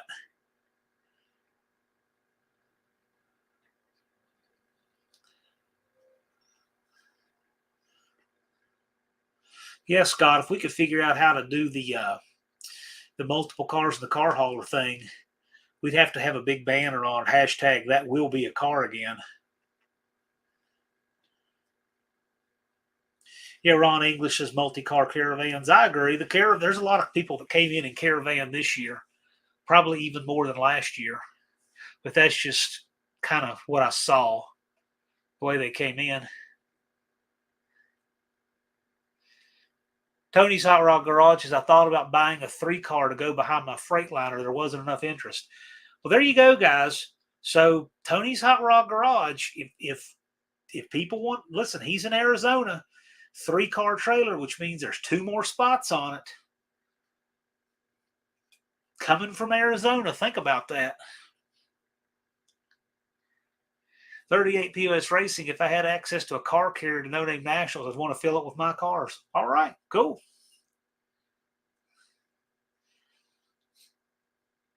Sounds good to me. Got 22 acres to put it on, and it's got some overflow opportunity if we don't.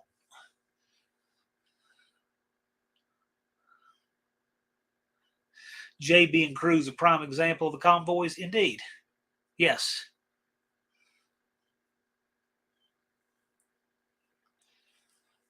Max Wedge forgot to put antifreeze in my car. So funny because we're nowhere near freezing here.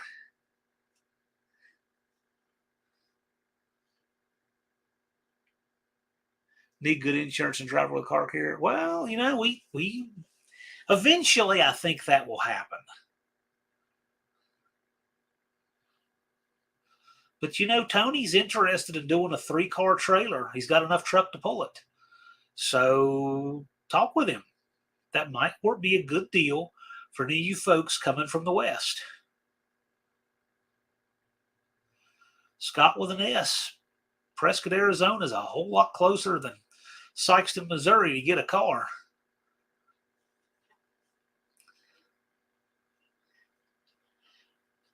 Barrows wants to ask what kind of mileage he's getting. Yeah, Tony, that's the great question.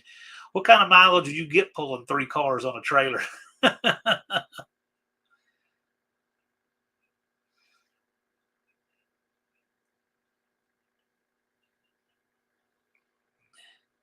Yeah, Buck had a caravan, bunch of stops along the way. Buck's first stop when he does that, both last year and this year, is here. He stops here, we have lunch, and then he heads on down and gets to his friends for dinner. Works out great. So we've done that each of the last 2 years, and I don't see a reason why we can't do it next year. Yeah, sounds good to me.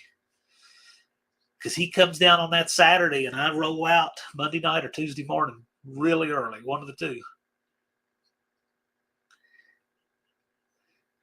Yeah, so when indirect connection, when Jay and Jason are getting ready for winter, that means it's coming here soon. Tony's Hot Rod Garage gets 7.5. That's not the worst. Not too horribly bad. Detroit Diesel.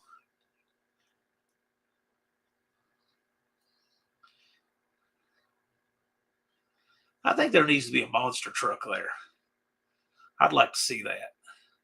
I actually have an outside chance at making that work. And I don't mean book a monster. It's not what I'm talking about. I'm talking about somebody with a channel that wants to bring their monster. Anyone can book a monster. That's not what you guys are, the show. But I'm talking about somebody who's a YouTuber who has a monster who wants to bring it.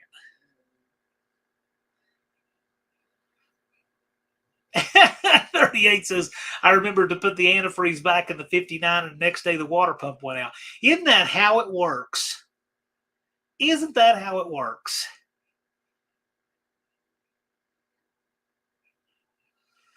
Hey, at least it's not like putting a water pump on some front wheel drive where you don't have any room.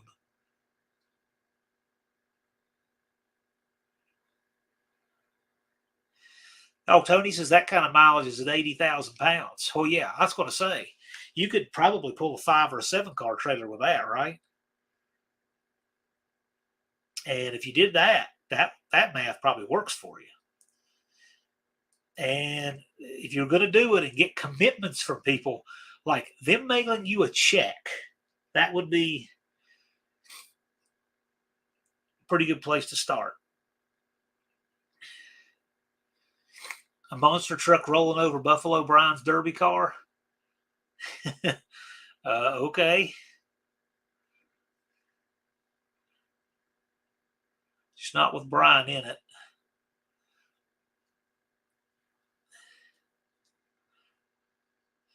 Patrick drains the water out of the duster and leaves the block plugs out for the winter. Hey, whatever works for you.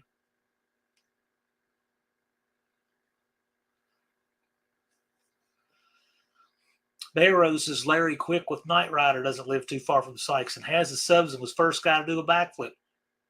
Talk to him. Talk to him. Yeah. Wants to come out and have fun and hang with us. And I have no problem if somebody wants to take a monster truck or whatever, or if he wants to bring it. Listen, if he wants to bring his daily driver, that's all fine. I don't care. Wants to take a monster truck down the dragway and get some times on it, he can do it. He wants to enter the burnout pit, he can do it.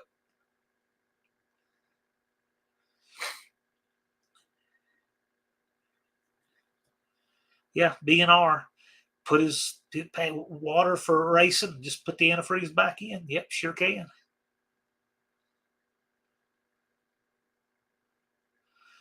Dizzy gets back and had the fuel pump go out. It happens. It does happen.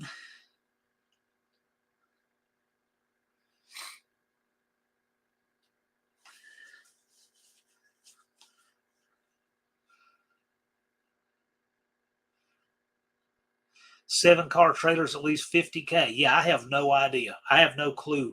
I'm not the guy to ask what stuff like that costs, because there are guys who love to just sit on Auto Trader and Facebook Marketplace and are just constantly looking at what prices and things are running. There are guys who do that. I am not that guy at all. So I'm never the guy to ask, hey, what's this worth? Very rarely do I have a good handle on it.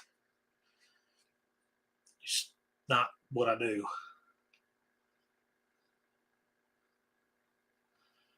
What gears is the monster truck running? I want to say if they're running planetaries, a lot of them have final drives around 23 and a half to 1. Barrows is a much better person to ask that question.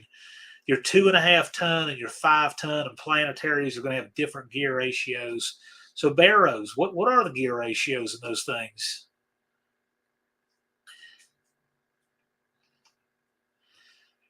We can make a pop for a monster truck owner. We'll see what happens. I just think it'd be neat to see one there. No Name Nationals is not booking people. Okay, that's not how that works. There's other events that do that. There's nothing wrong with that. I got no problem with that. We don't do that because you guys are the show. That said, we have some really cool people with some really cool cars and trucks and stuff in our community. And, that's just how it works.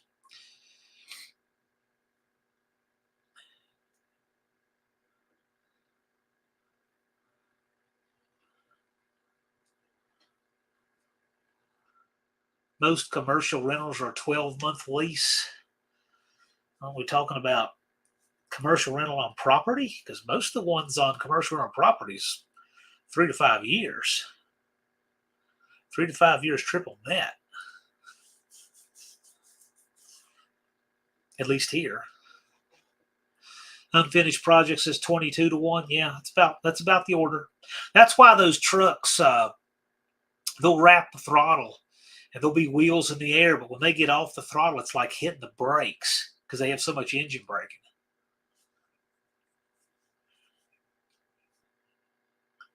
Rental trailer, yeah.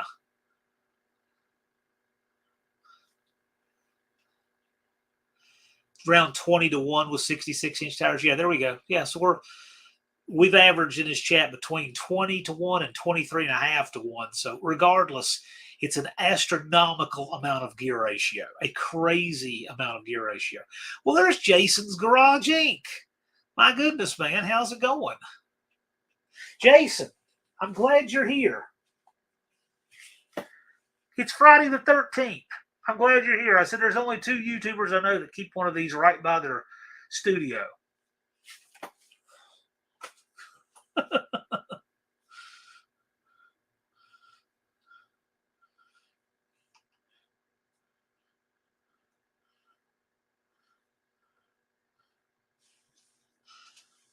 Know anyone with a flatbed, Tony? Yeah, there's all kinds of people have flatbeds.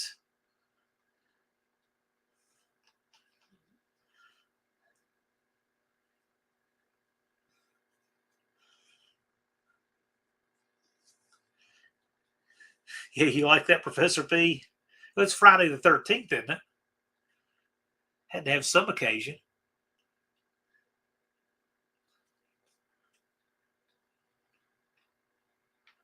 I actually watched the movie Halloween 6 last night which is one of the least of the Halloween movies by far. But I was working on the old house. That's the only time I ever watch movies is when I'm up there because I don't have my full internet set up and everything. I just take my phone. I usually don't even take the computer. And I have a Blu-ray player up there, a TV. I'm not a TV watcher really anyway at all. So I'm watching. I don't have many options. I'm watching Halloween 6, and I'm just reminded, like, man, this is rough. This is not good cinema. Tony says I've considered the flatbed, but we need a loading dock.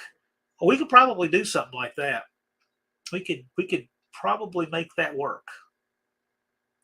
We probably can make that work. Or maybe have a rollback there to offload them. There's ways to do that.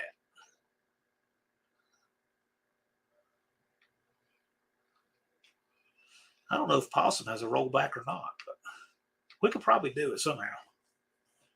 Danny Boy never liked horror movies or sci-fi. I'm not into any of the gory nonsense, but like Halloween 1 is a really good movie. The first Friday the 13th is a good movie. The first Friday the 13th doesn't have a hockey mask in it anywhere.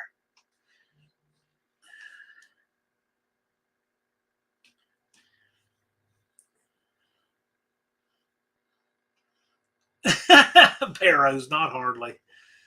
Well, they'll have something about it. Who knows? Tony's done the rollback thing before, yeah.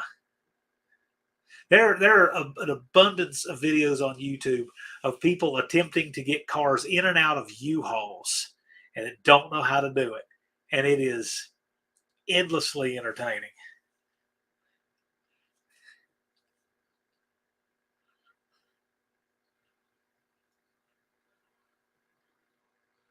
Yeah, the rollback thing would be the easiest way to do it. But there's other ways. It is pretty flat uh, out there. Here, we have so many hills that it's just, you know, there's just so many hills here. It's not hard to make something like. My front yard has a hill that you can do that with. I used to get a riding mower in and out of the back of a pickup truck that way. The banks, there's so many places with banks around here. You never need a ramp. You put the tailgate down, you back up to just the right spot. You can drive the mower out without even. But the Sykeston, you sure don't have that.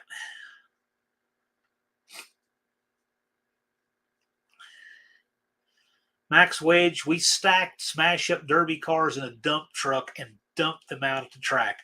That is about the most. That's about the least graceful thing I have ever heard of. But right on, sounds cool. Cope Racing transmissions, just for you.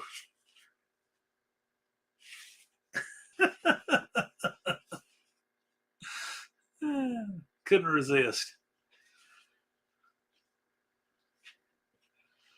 One-eyed cat watched Friday the 13th at a theater. Got stuck for a ride. Had to walk 3 miles home. Road seemed extra dark that night. Maybe I can see that. You know what I've never understood about these movies? Like they always move so slow.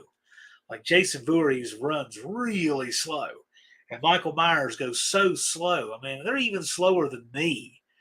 So, you know, I don't get it. Skin out the smoke wagon and dump 15 rounds just right in the bridge of the nose. I mean, I don't care what movie you're in. You're going down. I don't understand the why it takes 10 movies to get rid of some supervillain.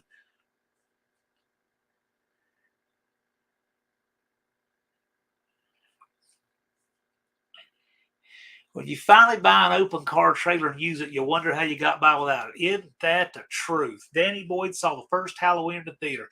Danny Boyd, that means you're old. That movie is 45 years old now. And Andy's driving Casper to the drive-in to watch Casper with the kids. Yeah, that's cool. Hey, Andy, to keep people from giving you the private pile bars of soap and the sock treatments, you might want to make sure the truck is shut off before the movie and don't start it till after. It will.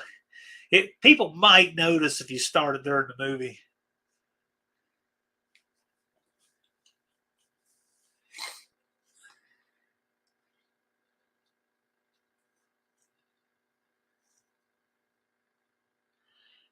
Grab Transit did a quick look up on car shipping, and it was 43 cents a mile.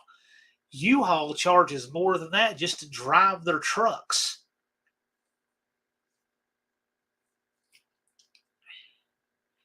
Gosh, I mean, for that kind of money, that's you just wouldn't want them doing a Ferris Bueller's Day Off.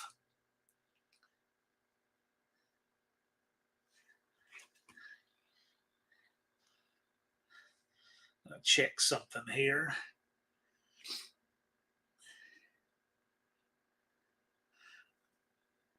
I don't know if he is live just yet. He's waiting. So yeah, we're just a couple minutes past our time. I know that Tony's Hot Rod Garage is going live right after me. Uh, Thanks for hanging out. Been a whole lot of fun tonight, and got some other cool stuff planned for you. As the off season, so to speak, goes on. But yeah, Tony says I'm late. Go fire up now. Yeah, well that's what we're doing. So Tony's gonna be live right now. Yeah, Colleen says, don't talk about you all. But Tony will be live right now, and you guys have a great weekend. Thanks for hanging out, and I will see you guys again soon.